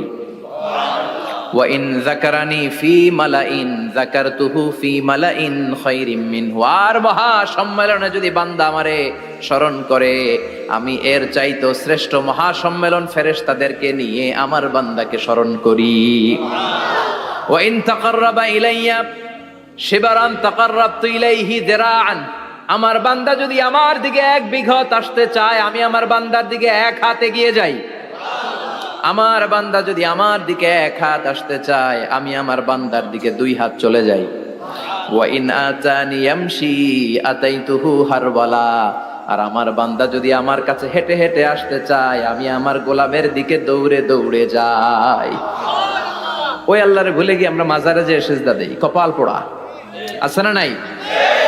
দোদেল বান্দা কালমা চোর, না পায় শ্মশান না পায় ঘোর, দিন থাকিতে আয়রে পথে ছাইড়া দে ভণ্ডামি ভণ্ডামি ভণ্ডামি ভণ্ডামি, ছাইড়া দে ভণ্ডামি। ঠিক কি না? এই ভণ্ডামির সাথে আমাদের সম্পর্ক আছে? মাজার পূজার সাথে ইসলামের কোনো সম্পর্ক আছে? নামাজ কালাম পড়ে না ইবলিশ শয়তানের নানা, আছে না নাই? এলাকায় মনে হয় নাই, অনেক জায়গায় আছে দেখবেন লাল সালু দিয়া উঁচু করা। সাইয়েদনা আলীকে মদিনায় বিশ্বনবী পাঠালেন আর বললেন, যত উঁচু মাজার দেখো ভেঙে মাটির সাথে গুড়িয়ে দাও। কবরস্থান উঁচু হবে না, কবর হবে সমান। এটাকে সেফটি দেওয়ার জন্য, সিকিউরিটি দেওয়ার জন্য আপনি চারদিকে সিম্পল বেড়া বা দেয়াল দিতে পারেন, যাতে গরু ছাগল যে এই কবরের অসম্মান না করে। আমরা আশরাফুল মাখলুকাত, আমরা বেঁচে থাকলেও যেমনি সম্মান আছে আমাদের, মরে গেলেও সম্মান আছে না নাই? আল্লাহ বললেন, ওয়ালাকাদ কাররামনা বানি আদম। আমি বনি আদমের সম্মান বাড়িয়ে দিয়েছি। জীবিত অবস্থায় যেমনি সম্মান, মরে গেলেও সম্মান। ঠিক কি না? বিশ্বনবী দেখলেন একটা লাশ যাচ্ছে, লাশ দেখে নবী দাঁড়িয়ে গেলেন। সাহাবারা বললেন, ইয়া রাসূলুল্লাহ ইন্নাহু ইয়াহুদি, এটা ইহুদির লাশ। দাঁড়ালেন কেন? বসেন। বিশ্বনবী বললেন, আওয়ালাইসাত নাফসান, এটা কি মানুষ না? এটা হোক না ইহুদি, হোক খ্রিস্টান, হোক নাস্তিক, এটা তো মানুষ। আমি তো মানুষকে সম্মান দিয়েছি। I have dignified the status of the sons of Adam. আমি বনি আদমের সম্মানকে বাড়িয়ে দিয়েছি। সবার উপরে মানুষ সত্য, তাহার উপরে নাই। এজন্য কবরকে সিকিউরিটি দিতে হবে, কিন্তু গম্বুজ বানানো যাবে? লাল সালু দেয়া যাবে? মাজারে আগরবাতি দেয়া যাবে? মোমবাতি, মশারি, অনেক মাজারের উপরে লম্বা মশারি টাঙানো আছে না নাই? ওর বাবারে মশাই কামড়ায়, কত বড় ডাকাত। তো মশাই যদি নিজ থেকে তাড়াইতে না পারে, ও তোমারে কি করবে? কথা বলেন। মশা তাড়াতে পারে না নিজের গা থেকে, তোমারে কি বাঁচাবে? দেখবেন যেই লোকটা মাজারে মশারি দেয় ওর বাবার ডেঙ্গু জ্বর, ওর বাপেরে মশাই খায়, ওর মারে মশাই খায়। গোটা বিশ্বের সবগুলো আল্লাহর ওলি যদি একটা গ্লাসের পানিতে ফু দেয়, আর আপনার মা যদি আপনার মাথার মধ্যে হাত বুলিয়ে দেয়, আপনার মা যদি আপনার বুকে একটা ফু দিয়ে দেয়, সব পীর সাহেব একদিকে, মায়ের দোয়া আরেকদিকে। মায়ের দোয়া মুহূর্তে আবার আল্লাহর আরশে পৌঁছে যাবে। এজন্য বিশ্বনবী বলতেন, সালাসু দাওয়াতিন মুস্তাজাবা, 3টা দোয়া আল্লাহ কবুল ফিরিয়ে দেন না। 1 নম্বরে হচ্ছে দাওয়াতুল মুসাফির, সফর অবস্থায় দোয়া করলে কবুল করে কে? 2 নম্বরে দাওয়াতুল মাজলুম, অত্যাচারিত ব্যক্তির দোয়া কবুল করে কে? 3 নম্বরে দাওয়াতুল ওয়ালিদাইনি লিওয়ালাদিহি, মা বাবা যখন হাত তুলে ছেলে মেয়েদের জন্য আল্লাহর কাছে দোয়া করে, ওই দোয়াটাও কবুল করে কে? মাজারে মশারি দিবেন? লাল সালু দিবেন? আগরবাতি, মোমবাতি, কোন মানত? মাজারে মানত করা যায় না। ইন্নী নাযারতু লিররহমানি সাওমা, মানত করতে হয় রহমানের নামে। মানত হবে একজনের নামে, চিল্লায় বলেন তিনি কে? এজন্য মাজারে কিছু দেয়া যাবে না। নামাজ কালাম পড়ে না ইবলিশ শয়তানের নানা, ধর্মের একখান খুঁটি ধইরা কয়দিন করবা হয়রানি। ভণ্ডামি ভণ্ডামি ভণ্ডামি, ছাইড়া দে ভণ্ডামি। দোদেল বান্দা কালমা চোর, না পায় শ্মশান না পায় ঘোর, দিন থাকিতে আয়রে পথে ছাইড়া দে ভণ্ডামি। ভণ্ডামি ভণ্ডামি ভণ্ডামি, ছাইড়া দে ভণ্ডামি। চিল্লায় বলেন ঠিক কিনা? এগুলোর সাথে আমাদের কোনো সম্পর্ক নাই। ইসলাম হচ্ছে সহজ। আদ-দীনু ইউসরুন লা উসরা ফি। আদ-দীনু ইউসর, দিন সহজ। এত জনের কাছে যাওয়া লাগবে না। আপনি ওই জেলায় যে ওই মাজারে মানত করা লাগবে না। আপনার সিলেটে যাওয়া লাগবে না। আপনার খানজান আলীর কাছে যাওয়া লাগবে না। আপনার কোথাও যাওয়া লাগবে না। আপনি বাড়ির পাশের মসজিদে পড়ে সেজদা দেন, মুহূর্তে দোয়া কবুল করে নিবে কে? রব্বুল আলামিন বলে, গোলাম আমারে ডাকস না কেন? তোর ডাকে সাড়া দেওয়ার জন্য আমি 24 আওয়ার্স রেডি। দুনিয়ার বুকে কোনো বিষয় নিয়ে যদি আমরা বারবার যাই, দুনিয়াতে লোকজন রেগে যায়, ঠিক কিনা? আমি ওনার কাছে গেলাম, ভাই আজকে একটা বিপদে পড়ছি, 500 টাকা দেন, দিয়ে দিল। এরপরের দিন আবার গেলাম, দিল। পরশু দিল। তরশু গেলে শেষা দিয়ে দিবে, একটা মাইট দিয়ে দিবে, ঠিক কিনা? কি পাইছো তুমি? প্রতিদিন 500 টাকা। বারবার কোন একটা ইস্যু নিয়ে কারো কাছে যাওয়া যায় না, এটা লজ্জার বিষয়, ঠিক কিনা? কিন্তু আল্লাহর বিষয়টা উল্টো। সুনানে তিরমিজির বর্ণনা, ইন্নাহু মান লাম ইয়াসআলিল্লাহ ইয়াগদাব আলাই। কোন বান্দা যদি কোনো বিষয় নিয়ে, কোনো ব্যাপার নিয়ে আল্লাহর কাছে বারবার না যায়, আল্লাহ তার উপর রেগে যায়। এজন্য আল্লাহর কাছে বারবার চাওয়ার দরকার আছে না নাই? আপনার মনের জ্বালা যন্ত্রণা পূরণ করে দিতে পারে কে? এটার নাম তাওহীদ। এক আল্লাহ কেন্দ্রিক হওয়া। সব সময় বিপদে আপদে কার কাছে যাবেন? আপনার বিপদ দূর করতে পারে কে? আপনারে অসুস্থ থেকে সুস্থ বানায় দিতে পারে কে? মনের জ্বালা যন্ত্রণা মিটাতে পারে কে? আল্লাহ ছাড়া কেউ পারবে? কোন মুফাসসিরে কোরআন আপনারে বাঁচাতে পারবে? কোন আল্লাহর ওলি বাঁচাতে পারবে? এমনকি আল্লাহর কোন পয়গাম্বার, কোন নবী আপনার কিচ্ছু করতে পারে? লিতাকুনু শুহাদা আলান নাস, তোমাদেরকে হতে হবে উম্মাতান ওয়াসাতান, মধ্যমপন্থী উম্মাত, মাঝামাঝি থাকতে হবে। কিন্তু আমরা এদেশে মার্জিনালাইজ করে ফেলি। যারা চরমনায়ের মুরিদ, অন্যদেরকে আর দেখা যাবে না। যারা সরসিনার মুরিদ, এরাই সব, অন্যদিকে যাওয়া যাবে না। যারা জামাত ইসলাম, অন্যদিকে আর যাওয়া যাবে না। যারা হেফাজতে ইসলাম, অন্য কারোর মধ্যে আর হক নাই। যারা আহলে হাদিস, এরা তো সব নিয়েই গেছে, সব হক সুন্নাহ এদের কাছে। কারো মুখের কোনো কথা এদের কাছে কোনো দাম নাই। আপনি যত হকের কথা বলেন, এদের দলেই নাকি ঢুকতে হবে। আমরা যেন মাঝামাঝি হই। আপনি তাবলিগ করতে পারেন, করেন, খুব ভালো। তাবলিগের ভাইদের একটা ভালো গুণ হচ্ছে নিজের খেয়ে নিজের পরে ইসলামের দাওয়াত দেয়, ঠিক কিনা? নিজের টাকা ভেঙে দাওয়াত দিচ্ছে তো, তাদের কারণে অনেকে কালিমা শিখছে, অনেকে নামাজ শিখছে, তাদেরও কন্ট্রিবিউশন আছে না নাই? তো যারা তাবলিগ করেন, আপনি মনে করবেন না যে সব হক, সব সত্য, শুধু আপনি হকের ডিলার, এটা মনে করবেন না। সব সত্য হক এটা আপনার বাবার দাদার সম্পত্তি, এটা মনে করবেন না। সব দলের মধ্যে হক থাকতে পারে, বরং সব দলের ভালো ভালো জিনিসগুলো নিয়ে নিজেকে সাজানো দরকার। কথা বলেন? জামাত ইসলামের মতো, হেফাজতে ইসলামের মতো আন্দোলনের স্পিরিট থাকতে হবে। চিল্লা এখন ঠিক কিনা? আমার সুন্নি ভাইদের মতো নবীর প্রেম অন্তরে থাকতে হবে। চিল্লা এখন ঠিক কিনা? তাবলিগের ভাইদের মতো হৃদয়ে ইখলাস থাকতে হবে। এই সবগুলোর সমন্বয় হচ্ছে ইসলাম। সবগুলোর সমন্বয় ইসলাম।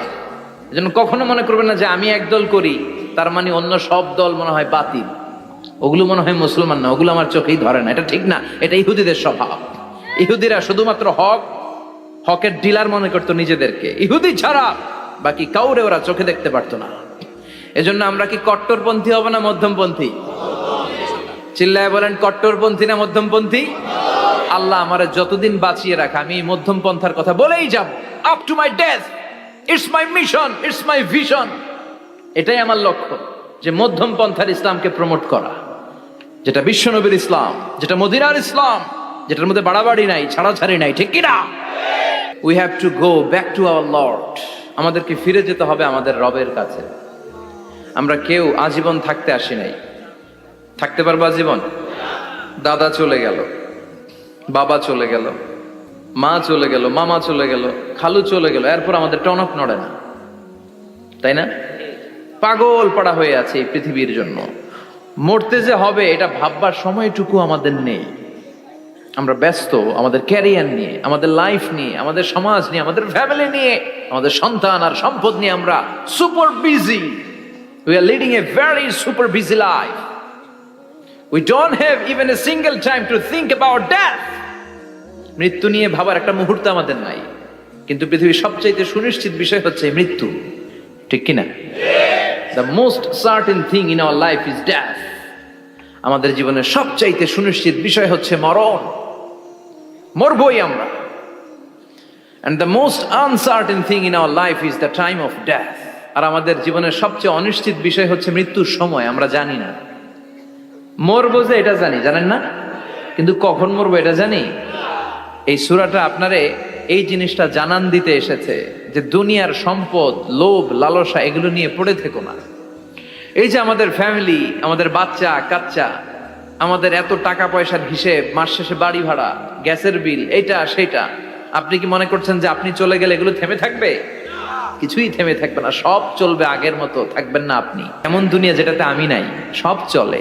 সকাল গড়িয়ে বিকেল হয়, শীত শেষে গ্রীষ্ম আসে, দিন শেষে রাত নামে, সব চলে, নাই শুধু আমি। চিল্লায় বলেন ঠিক কিনা? তো এজন্য এগুলি একটু ভাবেন। অনেক ব্যস্ত আমরা। এই দুনিয়ার পুরো জীবনটা এটা হচ্ছে লালসাময় একটা জীবন, লোভ, মরিচিকা, মায়াজাল। এই মায়াজালে আমরা আটকে আছি, ফলে মৃত্যুর কথা আমরা ভুলে গিয়েছি। পাগলের মতো ছুটছি, আরো টাকা লাগবে, আরো খ্যাতি লাগবে, আরো যশ লাগবে, আরো দাপট লাগবে আমার। এত টাকা দিয়ে কি হবে? এত সম্পদ দিয়ে কি হবে? এত ব্যস্ততা দিয়ে কি হবে তোমার? স্টপ, থামুন, অনেক হয়েছে, আন্না, থামুন। Take a rest, take a breath and think about death. Think that you have to go back to your Lord. একটু বসেন না, একটু ভাবেন যে আমাকে চলে যেতে হবে, চলে যেতে হবে। এই কোলাহল, এই ব্যস্ততা, এগুলো থাকবে, থাকবো না আমি। সাইয়েদনা ওমর ফারুক বলেছেন, মুতু ক্বাবলা আন তামুতু, মরার আগে একবার মরো। হাসিবু ক্বাবলা আন তুহাসাবু আলাইকুম, তোমার হিসাব নেওয়ার আগে তুমি একবার নিজের হিসাবটা করো না। কাগজ বের করে একটু লিখো না কি কি ভালো কাজ করছিলা, যেগুলো দিয়ে নাজাতের ওয়াসিলা হতে পারে, 1 2 3, আর কি কি আকাম কুকাম করছো দেখো না, লিখে দেখো তোমার অবস্থাটা কি। মরার আগে একবার মরো। মরার আগে খাটের মধ্যে শুয়ে শটান করে চোখ বন্ধ করে একবার মরার ভান করে দেখেন কেমন লাগে।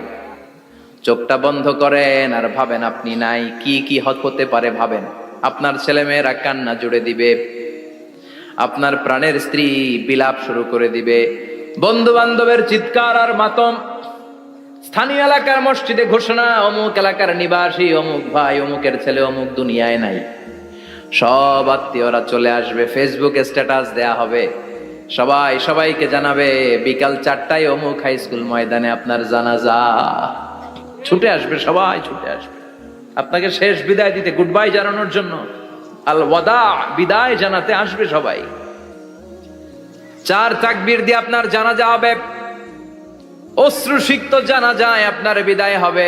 কাঠের খাটিয়ার মধ্যে করে কাঁধে তুলে আপনারে কবরে নেওয়া হবে। আগে থেকে খুঁড়ে রাখা কবরটার মধ্যে আপনারে বিছিয়ে দেয়া হবে। বাঁশের কচি দিয়ে তার উপরে মাটির চাপা দিয়ে সব চলে যাবে।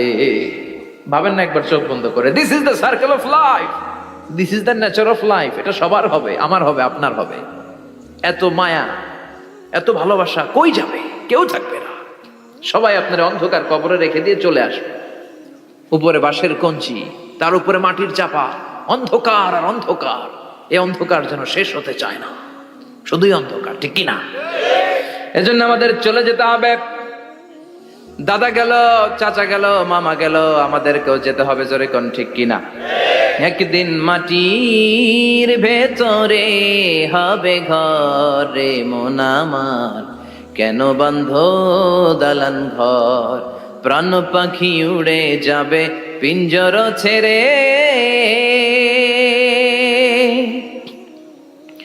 ধরা ধামে সবই রবে, তুমি যাবে চলে।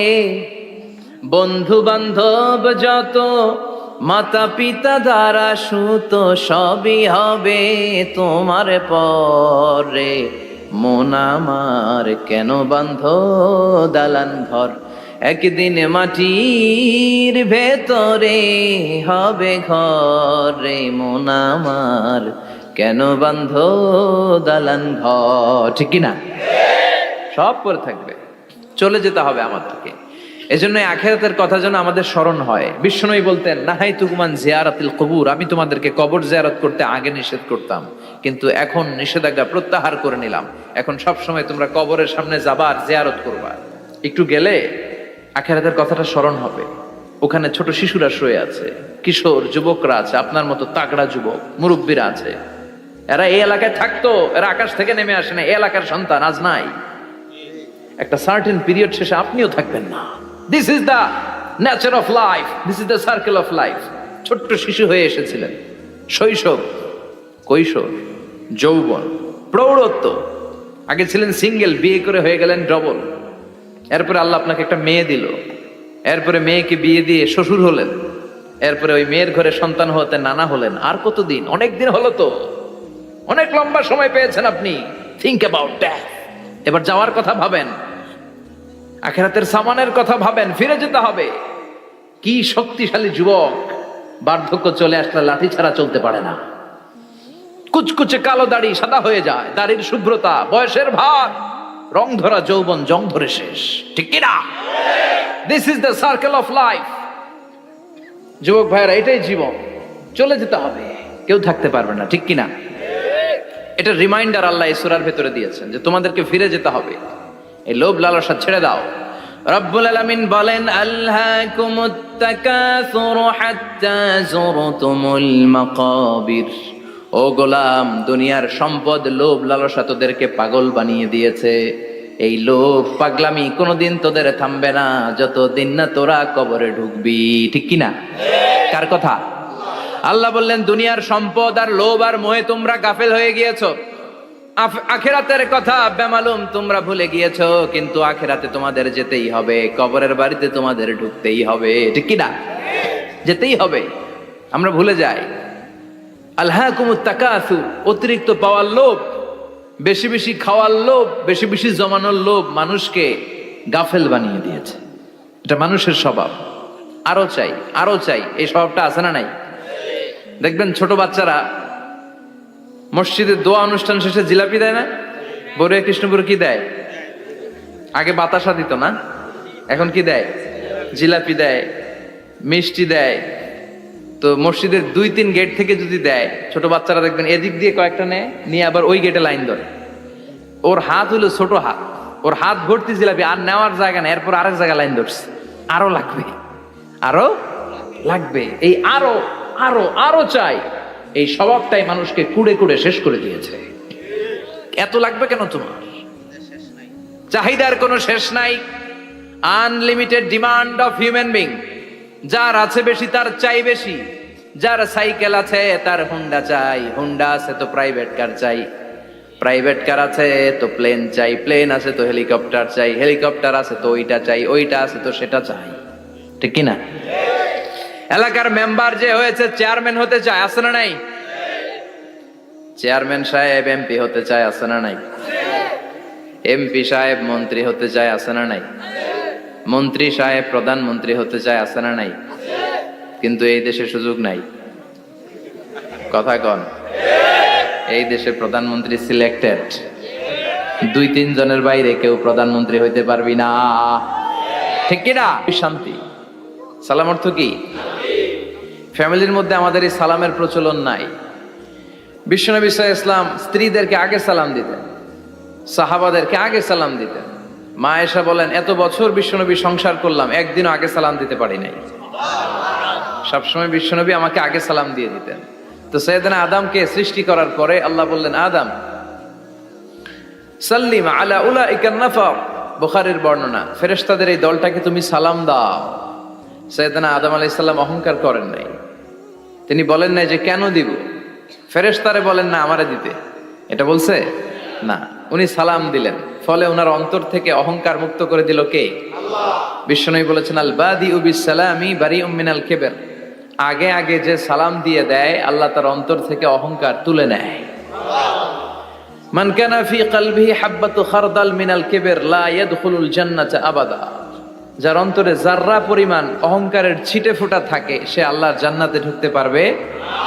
আল্লাহর জান্নাতে ঢুকবে বিনয়ীরা। কারা?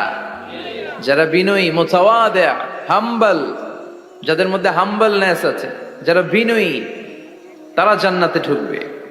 তো সাইয়েদনা আদম আলাইহিস সালাম বিনয়ের পরিচয় দিলেন, কিন্তু শয়তানকে আল্লাহ বললেন উসজুদু। শয়তানকে বললেন, শয়তান সেজদা দাও। ফেরেশতাদেরকে যখন অর্ডার করেছে সেজদা দাও, শয়তান বলল, আল্লাহ আমি সেজদা দিব না। অহংকার করলো, সে নিজে নিজে উপরে উঠতে চাইলো। সে বলল, খলাকতানি মিন নার ওয়া খলাকতাহু মিন তিন। আপনি আমাকে বানিয়েছেন আগুন দিয়ে, আগুনের ধর্ম উপরের দিকে ওঠা। আগুন জ্বালিয়ে দিলে লেলিহান শিখা কই যায়? উপরে যায়। ওয়া খলাকতাহু মিন তিন। আর আদমকে বানিয়েছেন আপনি মাটি থেকে, তা আমি কেন সেজদা দিব? আদমই না আমারে দিবে। আল্লাহ শয়তানকে চির জাহান্নামী বানিয়ে দিল। চিল্লায় বলেন ঠিক কিনা? আর বিনয়ের কারণে আদমকে আল্লাহ বানালেন আশরাফুল মাখলুকাত। কি বানালেন? সৃষ্টির সেরা। এজন্য নূরের ফেরেশতারাও সাইয়েদনা আদমকে সেজদা দিতে বাধ্য হয়েছে। চিল্লায় বলেন ঠিক কিনা? তুমি মাটির আদমকে প্রথম সৃষ্টি করিয়া ঘোষণা করিয়া দিলে শ্রেষ্ঠ বলিয়া, তাই তো নূরের ফেরেশতা করে আদমকে সেজদা। ঠিক কিনা? তাই তো নূরের ফেরেশতা করে আদমকে সেজদা। সবার চেয়ে সম্মান দিলে মাটির আদমকে। আল্লাহু আল্লাহু তুমি জাল্লে জালালুহু, শেষ করা তো যায় না গে তোমার গুণগান। আল্লাহু আল্লাহু, সুবহানাল্লাহ পড়েন। এজন্য আমরা যেন বিনয়ী হই, আমরা যেন নিজেকে ছোট মনে করি। আপনি নিজেকে ছোট মনে করলে আল্লাহ আপনাকে বড় বানায় দিবে। আর যদি নিজেই নিজেকে বলেন আমি বড় আল্লামা, আমি সব জানি, তাহলে আল্লাহ বলবে তোর স্থান হচ্ছে সবচাইতে নিচে। ঠিক কিনা? আবু নাওয়াস একজন কবি ছিলেন, উনি বলেছেন ওয়াকুল্লি মাইয়াদাঈ ফিল ইলমি ফালসাফাতান হাবাসতা শাইআন ওয়া গাবাত আনকা আশিয়াউ। কেউ যদি তোমারে বলে যে আমি সব জানি, তুমি দুই আঙ্গুল দেখিয়ে বলো তুমি কিচ্ছু জানো না, তোমার শিখার অনেক বাকি। জাননেওয়ালার উপরও জাননেওয়ালাও আছে। ঠিক কিনা? এজন্য আমরা যেন বিনয়ী হই। বিনয়, হাম্বলনেস, আরবিতে বলে তাওয়াদু, এটা খুবই জরুরি। এগুলো আমাদের মধ্যে এখন নাই। আমাদের মধ্যে ইগো প্রবলেম আছে না নাই? অহংকার, জেলাসি, অ্যারোগ্যান্স, এগুলো থেকে সম্মানিত ভাইয়ের আমাদেরকে বেরিয়ে আসতে হবে। দেখবেন সমাজে যারা খুবই হাম্বল, বিনয়ী, তাদেরকে সবাই পছন্দ করে না? আর অহংকারীদের কেউ পছন্দ করে না। সামনে সালাম দেয়, পিছনে গালি দেয়। কথা বলেন? এজন্য অহংকারী হবেন না, বিনয়ী হবেন।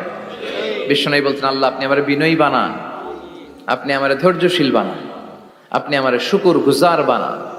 আমার চোখে আল্লাহ আপনি আমারে ছোট বানান, মানুষের চোখে আপনি আমারে বড় বানান। এই বাণীটা একটা বিপ্লবী বাণী, লা ইলাহা মুহাম্মাদুর রাসূলুল্লাহ। এটা যারা অন্তরে একবার প্রবেশ করতে পারে, সে সত্য ছাড়া চোখে আর কিছু দেখে না। এই কালেমার পক্ষে শক্তি যারা, তারা সত্য আর ন্যায়ের পক্ষে। চিল্লায় বলেন ঠিক কিনা? এটা পৃথিবীর সবচাইতে শ্রেষ্ঠ জিকির, আফদলু জিকির লা ইলাহা ইল্লাল্লাহ। আবার বিশ্বনবী বললেন, মান ক্বালা লা ইলাহা ইল্লাল্লাহ সিদকান মিন কলবিহি দাখালাল জান্নাহ। অন্তর থেকে একনিষ্ঠতার সাথে একবার যে লা ইলাহা পড়বে, ওই লোকটা জান্নাতে প্রবেশ করবে। তার অপকর্মের কারণে, তার পাপের কারণে হয়তো সে পানিশমেন্ট পাবে জাহান্নামে, কিন্তু ফাইনালি সব শেষে সে জান্নাতে ঢুকবে। ঠিক কিনা? সাহিহ ইবনে হিব্বান আর মুস্তাদরাকে হাকিমের এক বর্ণনা, মুসা আলাইহিস সালাম আল্লাহকে প্রশ্ন করলেন, ইয়া আল্লাহ আল্লিমনি কালিমাতান আযকুরু বিহা ওয়া আদউ বিহা। আল্লাহ আপনি আমারে একটা কালিমা শিখান, একটা জিকির শিখান, যে জিকিরটা দিয়ে শুধু আমি আপনার জিকির করব। এই জিকির কেউ জানবে না, শুধু জানবো আমি আর আপনি। সুবহানাল্লাহ পড়েন। আল্লাহ বললেন, ইয়া মুসা ইকরা লা ইলাহা ইল্লাল্লাহ। মুসা তুমি পড়ো লা ইলাহা। মুসা আলাইহিস সালাম বললেন, আল্লাহ বলছি এমন জিকির যেটা আমি আর আপনি ছাড়া কেউ জানবে না। লা ইলাহা এটা তো জাতীয় জিকির, এটা তো ইন্টারন্যাশনাল জিকির, এটা তো সবাই জানে। আমি তো চেয়েছিলাম এক্সক্লুসিভ একটা। আল্লাহ বললেন, মুসা লা ইলাহা ইল্লাল্লাহর চেয়ে শ্রেষ্ঠ জিকির আমার কাছে নাই। আমি আল্লাহর দেয়া সর্বশ্রেষ্ঠ জিকির হচ্ছে লা ইলাহা ইল্লাল্লাহ। লাউ তাদাউ লা ইলাহা ইল্লাল্লাহ ফি কাফফা ওয়াস সামাওয়াতু ওয়াল আরদু ফি কাফফা। ও মুসা, সাত আকাশ সাত জমিন যদি দাঁড়িপাল্লার এক পাল্লায় রেখে দাও, আর লা ইলাহা আরেক পাল্লায় রেখে দাও, লা রাজাহাত কাফফাতু লা ইলাহা ইল্লাল্লাহ, মুহূর্তেই লা ইলাহার পাল্লাটা ভারী হয়ে যাবে। এটা একটা বিপ্লবী বাণী, এটা ভিক্ষা করার বাণী নয়। জুমার নামাজের পরে একটা টাকা দিয়া যান, আমি গরিব ইনসান, আছে না নাই? আখিরাতে সওয়াব পাইবেন পাহাড়ের সমান। আর জিকির ধরে লা ইলাহা ইল্লাল্লাহ। অনেকে মনে করে এটা ভিক্ষা করার জিকির, কপাল পোড়া। আমরা ভিক্ষার সাথে এটাকে জুড়ে দিয়েছি। এটা একটা বিপ্লবী বাণী। এই বাণীর অর্থ, এটার ইম্পর্টেন্স, এটার সিগনিফিকেন্স আর তাৎপর্য যে বুঝে, সে আল্লাহ ছাড়া কারো সামনে মাথা নত করতে পারে না। চিল্লা এখন ঠিক কিনা? তাফসীর ফি জিলালিল কুরআনের রচয়িতা সৈয়দ কুতুব শাহিদ, নাম শুনছেন? গোটা বিশ্বব্যাপী তার নাম আর ডাক। তিনি ফি জিলালিল কুরআন লেখে গোটা বিশ্বের যুবকদের অন্তর কাঁপিয়ে দিয়েছিলেন। এই সমাজে তিনি জাহালাত দেখে এই জাহালাতের বিরুদ্ধে কলম ধরেছেন আর যুগশ্রেষ্ঠ তাফসীর রচনা করেছেন, তাফসীর ফি জিলালিল কুরআন। এটার অনেক ভাষায় ট্রান্সলেশন হয়েছে, বাংলায়ও পাওয়া যায়। খুব সম্ভব আল কোরআন একাডেমি লন্ডন এটা ট্রান্সলেট করেছে। তো উনি এই কালিমার পক্ষে থাকার কারণে, ইসলামী আন্দোলনের কারণে তৎকালীন প্রেসিডেন্ট জামাল আব্দুল নাসের ওনাকে ফাঁসি দেওয়ার আদেশ দিয়েছে, ফাঁসির কাস্টে ঝুলিয়ে মৃত্যুদণ্ডের অর্ডার করেছে। তো জেল কোডের নিয়ম অনুযায়ী যাদেরকে ফাঁসি দেওয়া হবে, হ্যাঙ্গিং করা হবে, হ্যাঙ্গিং করার ঘন্টাখানিক আগে ওই কারা কর্তৃপক্ষ থেকে নিয়োগ দেয়া জেলখানার ইমাম সাহেব এসে তাদেরকে লা ইলাহা পড়ায়। কি পড়ায়? লা ইলাহা ইল্লাল্লাহ পড়ায়।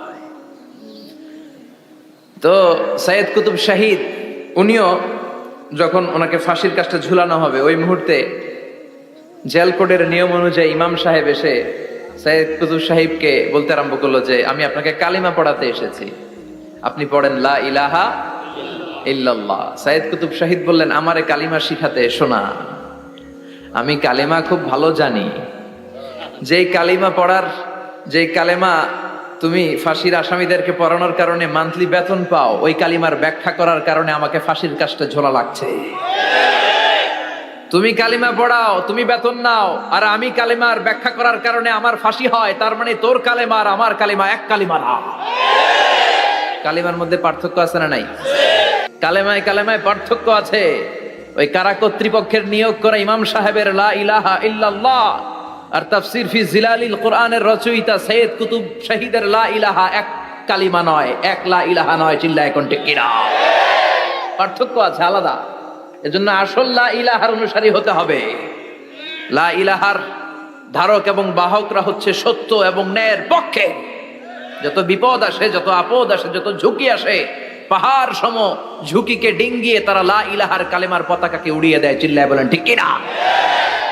এজন্য ইমানে পার্থক্য আছে। আমরা যেন আসল ইমানদার হতে পারি, আল্লাহ তৌফিক দাও। আরো জোরে পড়েন আমিন। আমরা সব সময় যেন আল্লাহর জিকির দিয়ে হৃদয়টাকে সিক্ত রাখতে পারি, তুমি তৌফিক দাও। বিষ্ণু বলেছেন, লা ইয়াজালু লিসানুকা রাতবান মিন যিকরিল্লাহ, তোমার জিহ্বাটা যেন আল্লাহর জিকিরে সব সময় ভিজা থাকে। কি থাকে?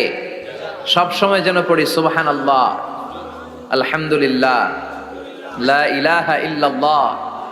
সব সময় যেন আমরা পড়ি আল্লাহু আকবার। বিষ্ণু বললেন, আহাব্বুল কালাম ইলাল্লাহি আরবা। খেয়াল রাখবেন, আল্লাহর কাছে সবচেয়ে প্রিয় কথা চারটা। কয়টা? আহাব্বুল কালামি ইলাল্লাহি আরবা। আল্লাহর কাছে সবচাইতে প্রিয় কালাম হচ্ছে চারটা। লা ইয়াদুররুকা বিআইয়িহিন্না বাদাআতা। এই চারটার কোনটা দিয়ে শুরু করবে এটা তোমার ব্যাপার, আগে পরে করলেও কোনো সমস্যা নাই। চারটার একটা হচ্ছে সুবহানাল্লাহ, আরেকটা হচ্ছে আলহামদুলিল্লাহ, আরেকটা হচ্ছে লা ইলাহা ইল্লাল্লাহ, আরেকটা হচ্ছে আল্লাহু আকবার। এজন্য সব সময় আল্লাহর জিকির করতে রাজি আছেন তো? আল্লাহরে ডাকতে রাজি আছেন? ফাযকুরুনি ওয়াশকুরুলি। আল্লাহ বলেন, যদি আমার জিকির করো আমিও তোমাদের জিকির করি, যদি আমার স্মরণ করো আমিও তোমাদের স্মরণ করি। আবার বিশ্বনবী বললেন, আল্লাহ ঘোষণা দেন, ফাইন যাকারানি ফি নাফসি যাকারতুহু ফি নাফসি। আমার বান্দা যদি একা একা আমার জিকির করে আমিও আমার বান্দাকে একা একা স্মরণ করি। ওয়া ইন যাকারানি ফি মালাইন যাকারতুহু ফি মালাইন খায়রিম মিনহু। আর মহা সম্মেলনে যদি বান্দা আমারে স্মরণ করে আমি এর চাইতো শ্রেষ্ঠ মহা সম্মেলন ফেরেশতাদেরকে নিয়ে আমার বান্দাকে স্মরণ করি। ওয়া ইন তাকাররাবা ইলাইয়া শিবরান তাকাররাবতু ইলাইহি যিরাআন। আমার বান্দা যদি আমার দিকে 1 বিঘত আসতে চায় আমি আমার বান্দার দিকে 1 হাত এগিয়ে যাই। আমার বান্দা যদি আমার দিকে 1 হাত আসতে চায় আমি আমার বান্দার দিকে 2 হাত চলে যাই। ওয়া ইন আতানি ইয়ামশি আতাইতুহু হারওয়ালা। আর আমার বান্দা যদি আমার কাছে হেঁটে হেঁটে আসতে চায়, আমি আমার গোলামের দিকে দৌড়ে দৌড়ে যাই। ওই আল্লাহরে ভুলে গিয়ে আমরা মাজারে যে সেজদা দেই, কপাল পোড়া। আছে না নাই? দোদেল বান্দা কালমা চোর, না পায় শ্মশান না পায় ঘোর, দিন থাকিতে আয়রে পথে ছাইড়া দে ভণ্ডামি, ভণ্ডামি ভণ্ডামি ভণ্ডামি, ছাইড়া দে ভণ্ডামি। ঠিক কি না? এই ভণ্ডামির সাথে আমাদের সম্পর্ক আছে? মাজার পূজার সাথে ইসলামের কোনো সম্পর্ক আছে? নামাজ কালাম পড়ে না, ইবলিশ শয়তানের নানা। আছে না নাই? এলাকায় মনে হয় নাই, অনেক জায়গায় আছে দেখবেন, লাল সালু দিয়ে ইয়া উঁচু করা। সাইয়েদনা আলীকে মদিনায় বিশ্বনবী পাঠালেন আর বললেন, যত উঁচু মাজার দেখো ভেঙে মাটির সাথে গুড়িয়ে দাও। কবরস্থান উঁচু হবে না, কবর হবে সমান। এটাকে সেফটি দেওয়ার জন্য, সিকিউরিটি দেওয়ার জন্য আপনি চারদিকে সিম্পল বেড়া বা দেয়াল দিতে পারেন, যাতে গরু ছাগল যে এই কবরের অসম্মান না করে। আমরা আশরাফুল মাখলুকাত, আমরা বেঁচে থাকলেও যেমনি সম্মান আছে আমাদের, মরে গেলেও সম্মান আছে না নাই? আল্লাহ বললেন, ওয়ালাকাদ কাররামনা বানি আদম, আমি বনি আদমের সম্মান বাড়িয়ে দিয়েছি। জীবিত অবস্থায় যেমনি সম্মান, মরে গেলেও সম্মান। ঠিক কি না? বিশ্বনবী দেখলেন একটা লাশ যাচ্ছে, লাশ দেখে নবী দাঁড়িয়ে গেলেন। সাহাবারা বললেন, ইয়া রাসূলুল্লাহ ইন্নাহু ইয়াহুদি, এটা ইহুদির লাশ। দাঁড়ালেন কেন? বসেন। বিশ্বনবী বললেন, আওয়ালাইসাত নাফসান, এটা কি মানুষ না? এটা হোক না ইহুদি, হোক খ্রিস্টান, হোক নাস্তিক, এটা তো মানুষ। আমি তো মানুষকে সম্মান দিয়েছি। I have dignified the status of the sons of Adam. আমি বনি আদমের সম্মানকে বাড়িয়ে দিয়েছি। সবার উপরে মানুষ সত্য, তাহার উপরে নাই। এজন্য কবরকে সিকিউরিটি দিতে হবে, কিন্তু গম্বুজ বানানো যাবে? লাল সালু দেয়া যাবে? মাজারে আগরবাতি দেয়া যাবে? মোমবাতি, মশারি, অনেক মাজারের উপরে লম্বা মশারি টাঙানো আছে না নাই? ওর বাবারে মশাই কামড়ায়, কত বড় ডাকাত। তো মশাই যদি নিচ থেকে তাড়াইতে না পারে, ও তোমারে কি করবে? কথা বলেন। মশা তাড়াতে পারে না নিজের গা থেকে, তোমারে কি বাঁচাবে? দেখবেন যেই লোকটা মাজারে মশারি দেয়, ওর বাবার ডেঙ্গু জ্বর, ওর বাপেরে মশাই খায়, ওর মারে মশাই খায়। গোটা বিশ্বের সবগুলো আল্লাহর ওলি যদি একটা গ্লাসের পানিতে ফু দেয়, আর আপনার মা যদি আপনার মাথার মধ্যে হাত বুলিয়ে দেয়, আপনার মা যদি আপনার বুকে একটা ফু দিয়ে দেয়, সব পীর সাহেব একদিকে, মায়ের দোয়া আরেকদিকে। মায়ের দোয়া মুহূর্তে আবার আল্লাহর আরশে পৌঁছে যাবে। এজন্য বিশ্বনবী বলতেন, সালাসু দাওয়াতিন মুস্তাজাবা, তিনটা দোয়া আল্লাহ কবুল ফিরিয়ে দেন না। এক নম্বরে হচ্ছে দাওয়াতুল মুসাফির, সফর অবস্থায় দোয়া করলে কবুল করে কে? দুই নম্বরে দাওয়াতুল মাজলুম, অত্যাচারিত ব্যক্তির দোয়া কবুল করে কে? তিন নম্বরে দাওয়াতুল ওয়ালিদাইনি লিওয়ালাদিহি, মা বাবা যখন হাত তুলে ছেলে মেয়েদের জন্য আল্লাহর কাছে দোয়া করে, ওই দোয়াটাও কবুল করে কে? মাজারে মশারি দিবেন? লাল সালু দিবেন? আগরবাতি, মোমবাতি, কোন মানত? মাজারে মানত করা যায় না। ইন্নী নাযারতু লিররহমানি সাওমা, মানত করতে হয় রহমানের নামে। মানত হবে একজনের নামে। চিল্লায় বলেন, তিনি কে? এজন্য মাজারে কিছু দেয়া যাবে না। নামাজ কালাম পড়ে না, ইবলিশ শয়তানের নানা, ধর্মের একখান খুঁটি ধইরা কয়দিন করবা হয়রানি। ভণ্ডামি ভণ্ডামি ভণ্ডামি, ছাইড়া দে ভণ্ডামি। দোদেল বান্দা কালমা চোর, না পায় শ্মশান না পায় ঘোর, দিন থাকিতে আয়রে পথে ছাইড়া দে ভণ্ডামি, ভণ্ডামি ভণ্ডামি ভণ্ডামি, ছাইড়া দে ভণ্ডামি। চিল্লায় বলেন ঠিক কি না? এগুলোর সাথে আমাদের কোনো সম্পর্ক নেই। ইসলাম হচ্ছে সহজ। আদ-দীনু ইউসরুন লা উসরা ফি, আদ-দীনু ইউসর, দিন সহজ। এত জনের কাছে যাওয়া লাগবে না। আপনি ওই জেলায় যে ওই মাজারে মানত করা লাগবে না, আপনার সিলেটে যাওয়া লাগবে না, আপনার খানজানালির কাছে যাওয়া লাগবে না, আপনার কোথাও যাওয়া লাগবে না। আপনি বাড়ির পাশের মসজিদে পড়ে সেজদা দেন, মুহূর্তে দোয়া কবুল করে নিবে কে? রব্বুল আলামিন বলে, গোলাম আমারে ডাকস না কেন? তোর ডাকে সাড়া দেওয়ার জন্য আমি 24 আওয়ার্স রেডি। দুনিয়ার বুকে কোনো বিষয় নিয়ে যদি আমরা বারবার যাই, দুনিয়াতে লোকজন রেগে যায়, ঠিক কিনা? আমি ওনার কাছে গেলাম, ভাই আজকে একটা বিপদে পড়ছি, 500 টাকা দেন, দিয়ে দিল। এরপরের দিন আবার গেলাম, দিল। পরশু দিল, তরশু গেলে শেষা দিয়ে দিবে, একটা মাইট দিয়ে দিবে, ঠিক কিনা? কি পাইছো তুমি? প্রতিদিন 500 টাকা। বারবার কোন একটা ইস্যু নিয়ে কারো কাছে যাওয়া যায় না, এটা লজ্জার বিষয়, ঠিক কিনা? কিন্তু আল্লাহর বিষয়টা উল্টো। সুনানে তিরমিজির বর্ণনা, ইন্নাহু মান লাম ইয়াসআলিল্লাহ ইয়াগদাব আলাইহি, কোন বান্দা যদি কোনো বিষয় নিয়ে, কোনো ব্যাপার নিয়ে আল্লাহর কাছে বারবার না যায়, আল্লাহ তার উপর রেগে যায়। এজন্য আল্লাহর কাছে বারবার চাওয়ার দরকার আছে না নাই? আপনার মনের জ্বালা যন্ত্রণা পূরণ করে দিতে পারে কে? এটার নাম তাওহীদ। এক আল্লাহ কেন্দ্রিক হওয়া। সব সময় বিপদে আপদে কার কাছে যাবেন? আপনার বিপদ দূর করতে পারে কে? আপনারে অসুস্থ থেকে সুস্থ বানায় দিতে পারে কে? মনের জ্বালা যন্ত্রণা মিটাতে পারে কে? আল্লাহ ছাড়া কেউ পারবে? কোন মুফাসসিরে কোরআন আপনারে বাঁচাতে পারবে? কোন আল্লাহর ওলি বাঁচাতে পারবে? এমনকি আল্লাহর কোন পয়গাম্বার, কোন নবী আপনার কিচ্ছু করতে পারে? লিতাকুনু শুহাদা আলান নাস, তোমাদেরকে হতে হবে উম্মাতান ওয়াসাতান, মধ্যমপন্থী উম্মাত, মাঝামাঝি থাকতে হবে। কিন্তু আমরা এদেশে মার্জিনালাইজ করে ফেলি। যারা চরমনায়ের মুরিদ অন্যদেরকে আর দেখা যাবে না, যারা সরসিনার মুরিদ এরাই সব, অন্যদিকে যাওয়া যাবে না। যারা জামাত ইসলাম অন্যদিকে আর যাওয়া যাবে না। যারা হেফাজতে ইসলাম অন্য কারোর মধ্যে আর হক নাই। যারা আহলে হাদিস এরা তো সব নিয়েই গেছে, সব হক সুন্নাহ এদের কাছে, কারো মুখের কোনো কথা এদের কাছে কোনো দাম নাই। আপনি যত হকের কথা বলেন এদের দলেই নাকি ঢুকতে হবে। আমরা যেন মাঝামাঝি হই। আপনি তাবলিগ করতে পারেন, করেন, খুব ভালো। তাবলিগের ভাইদের একটা ভালো গুণ হচ্ছে নিজের খেয়ে নিজের পরে ইসলামের দাওয়াত দেয়, ঠিক কিনা? নিজের টাকা ভেঙে দাওয়াত দিচ্ছে তো, তাদের কারণে অনেকে কালিমা শিখছে, অনেকে নামাজ শিখছে, তাদেরও কন্ট্রিবিউশন আছে না নাই? তো যারা তাবলিগ করেন আপনি মনে করবেন না যে সব হক, সব সত্য, শুধু আপনি হকের ডিলার এটা মনে করবেন না। সব সত্য হক এটা আপনার বাবার দাদার সম্পত্তি এটা মনে করবেন না। সব দলের মধ্যে হক থাকতে পারে, বরং সব দলের ভালো ভালো জিনিসগুলো নিয়ে নিজেকে সাজানো দরকার। কথা বলেন? জামাত ইসলামের মতো, হেফাজতে ইসলামের মতো আন্দোলনের স্পিরিট থাকতে হবে। চিল্লা এখন ঠিক কিনা? আমার সুন্নি ভাইদের মতো নবীর প্রেম অন্তরে থাকতে হবে। চিল্লা এখন ঠিক কিনা? তাবলিগের ভাইদের মতো হৃদয়ে ইখলাস থাকতে হবে। এই সবগুলোর সমন্বয় হচ্ছে ইসলাম, সবগুলোর সমন্বয় ইসলাম। এজন্য কখনো মনে করবেন না যে আমি একদল করি তার মানে অন্য সব দল মনে হয় বাতিল, ওগুলো মনে হয় মুসলমান না, ওগুলো আমার চোখেই ধরে না। এটা ঠিক না, এটা ইহুদিদের স্বভাব। ইহুদিরা শুধুমাত্র হকের ডিলার মনে করতো নিজেদেরকে, ইহুদি ছাড়া বাকি কাউরে ওরা চোখে দেখতে পারতো না। এজন্য আমরা কি কট্টরপন্থী হব না মধ্যমপন্থী? চিল্লায় বলেন, কট্টরপন্থী না মধ্যমপন্থী? আল্লাহ আমারে যতদিন বাঁচিয়ে রাখা আমি মধ্যম পন্থার কথা বলেই যাব, up to my death. It's my mission, it's my vision.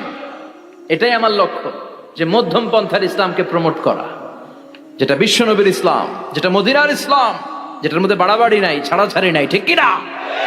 We have to go back to our Lord. আমাদেরকে ফিরে যেতে হবে আমাদের রবের কাছে। আমরা কেউ আজীবন থাকতে আসি নাই।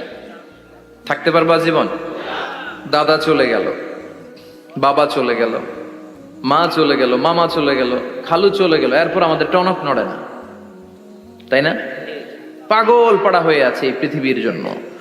মরতে যে হবে এটা ভাববার সময়টুকু আমাদের নেই। আমরা ব্যস্ত আমাদের ক্যারিয়ার নিয়ে, আমাদের লাইফ নিয়ে, আমাদের সমাজ নিয়ে, আমাদের ফ্যামিলি নিয়ে, আমাদের সন্তান আর সম্পদ নিয়ে আমরা super busy. We are leading a very super busy life. We don't have even a single time to think about death. মৃত্যু নিয়ে ভাবার একটা মুহূর্ত আমাদের নাই। কিন্তু পৃথিবীর সবচাইতে সুনিশ্চিত বিষয় হচ্ছে মৃত্যু, ঠিক কিনা? The most certain thing in our life is death. আমাদের জীবনের সবচাইতে সুনিশ্চিত বিষয় হচ্ছে মরণ, মরবই আমরা। And the most uncertain thing in our life is the time of death. আর আমাদের জীবনের সবচেয়ে অনিশ্চিত বিষয় হচ্ছে মৃত্যুর সময়। আমরা জানি না মরবো, যে এটা জানি, জানেন না? কিন্তু কখন মরবো এটা জানি। এই সূরাটা আপনারে এই জিনিসটা জানান দিতে এসেছে যে দুনিয়ার সম্পদ, লোভ, লালসা এগুলো নিয়ে পড়ে থেকো না। এই যে আমাদের ফ্যামিলি, আমাদের বাচ্চা কাচ্চা, আমাদের এত টাকা পয়সার হিসেব, মাস শেষে বাড়ি ভাড়া, গ্যাসের বিল, এইটা সেটা, আপনি কি মনে করছেন যে আপনি চলে গেলে এগুলো থেমে থাকবে? কিছুই থেমে থাকবে না, সব চলবে আগের মতো। থাকবেন না আপনি। এমন দুনিয়া যেটাতে আমি নাই, সব চলে। সকাল গড়িয়ে বিকেল হয়, শীত শেষে গ্রীষ্ম আসে, দিন শেষে রাত নামে, সব চলে, নাই শুধু আমি। চিল্লায় বলেন ঠিক কিনা? তো এজন্য এগুলি একটু ভাবেন। অনেক ব্যস্ত আমরা। এই দুনিয়ার পুরো জীবনটা এটা হচ্ছে লালসাময় একটা জীবন। লোভ, মরিচিকা, মায়াজাল, এই মায়া জালে আমরা আটকে আছি, ফলে মৃত্যুর কথা আমরা ভুলে গিয়েছি। পাগলের মতো ছুটছি, আরো টাকা লাগবে, আরো খ্যাতি লাগবে, আরো যশ লাগবে, আরো দাপট লাগবে আমার। এত টাকা দিয়ে কি হবে? এত সম্পদ দিয়ে কি হবে? এত ব্যস্ততা দিয়ে কি হবে তোমার? স্টপ, থামুন, অনেক হয়েছে, আন্না, থামুন। Take a rest, take a breath and think about death. Think that you have to go back to your Lord. একটু বসেন না, একটু ভাবেন যে আমাকে চলে যেতে হবে, চলে যেতে হবে। এই কোলাহল, এই ব্যস্ততা, এগুলো থাকবে, থাকবো না আমি। সাইয়েদনা ওমর ফারুক বলেছেন, মুতু ক্বাবলা আন তামুতু, মরার আগে একবার মরো। হাসিবু ক্বাবলা আন তুহাসাবু আলাইকুম, তোমার হিসাব নেওয়ার আগে তুমি একবার নিজের হিসাবটা করো না। কাগজ বের করে একটু লিখো না কি কি ভালো কাজ করছিলা, যেগুলো দিয়ে নাজাতের ওয়াসিলা হতে পারে, 1 2 3, আর কি কি আকাম কুকাম করছো দেখো না, লিখে দেখো তোমার অবস্থাটা কি। মরার আগে একবার মরো। মরার আগে খাটের মধ্যে শুয়ে শটান করে চোখ বন্ধ করে একবার মরার ভান করে দেখেন কেমন লাগে। চোখটা বন্ধ করেন আর ভাবেন আপনি নাই, কি কি হতে পারে ভাবেন। আপনার ছেলে মেয়েরা কান্না জুড়ে দিবে, আপনার প্রাণের স্ত্রী বিলাপ শুরু করে দিবে, বন্ধু বান্ধবের চিৎকার আর মাতম, স্থানীয় এলাকার মসজিদে ঘোষণা, অমুক এলাকার নিবাসী অমুক ভাই অমুকের ছেলে অমুক দুনিয়ায় নাই। সব আত্মীয়রা চলে আসবে, ফেসবুকে স্ট্যাটাস দেয়া হবে, সবাই সবাইকে জানাবে বিকাল 4টায় অমুক হাই স্কুল ময়দানে আপনার জানাজা। ছুটে আসবে, সবাই ছুটে আসবে আপনাকে শেষ বিদায় দিতে, গুড বাই জানানোর জন্য, আল ওয়াদা, বিদায় জানাতে আসবে সবাই। 4 তাকবীর দিয়ে আপনার জানাজা হবে, অশ্রুসিক্ত জানাজায় আপনার বিদায় হবে। কাঠের খাটিয়ার মধ্যে করে কাঁধে তুলে আপনারে কবরে নেওয়া হবে, আগে থেকে খুঁড়ে রাখা কবরটার মধ্যে আপনারে বিছিয়ে দেয়া হবে, বাঁশের কচি দিয়ে তার উপরে মাটির চাপা দিয়ে সব চলে যাবে। ভাবেন না একবার চোখ বন্ধ করে, this is the circle of life, this is the nature of life. এটা সবার হবে, আমার হবে, আপনার হবে। এত মায়া, এত ভালোবাসা কই যাবে? কেউ থাকবে না, সবাই আপনার অন্ধকার কবরে রেখে দিয়ে চলে আসবে। উপরে বাঁশের কঞ্চি, তার উপরে মাটির চাপা, অন্ধকার আর অন্ধকার। এই অন্ধকার যেন শেষ হতে চায় না, শুধুই অন্ধকার, ঠিক কিনা? এজন্য আমাদের চলে যেতে হবে। দাদা গেল, চাচা গেল, মামা গেল, আমাদেরকেও যেতে হবে, জোরে কোন ঠিক কিনা? একদিন মাটির ভেতরে হবে ঘরে মন আমার, কেন বান্ধ দালান ঘর, প্রাণ পাখি উড়ে যাবে পিঞ্জর ছেড়ে,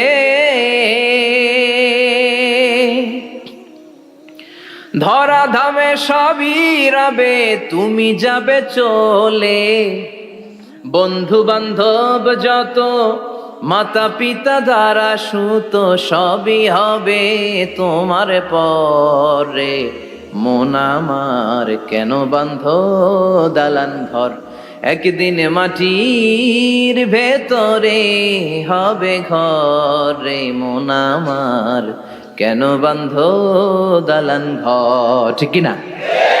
সব করে থাকবে, চলে যেতে হবে আমাদেরকে। এজন্য আখিরাতের কথা যেন আমাদের স্মরণ হয়। বিশ্বনবী বলতেন, নাহাইতুকুমান জিয়ারাতিল কবুর, আমি তোমাদেরকে কবর জিয়ারত করতে আগে নিষেধ করতাম, কিন্তু এখন নিষেধাজ্ঞা প্রত্যাহার করে নিলাম। এখন সব সময় তোমরা কবরের সামনে যাবা আর জিয়ারত করবা। একটু গেলে আখিরাতের কথাটা স্মরণ হবে। ওখানে ছোট শিশুরা শুয়ে আছে, কিশোর যুবকরা আছে, আপনার মতো তাগড়া যুবক মুরব্বীরা আছে। এরা এই এলাকায় থাকতো, এরা আকাশ থেকে নেমে আসে না, এই এলাকার সন্তান, আজ নাই।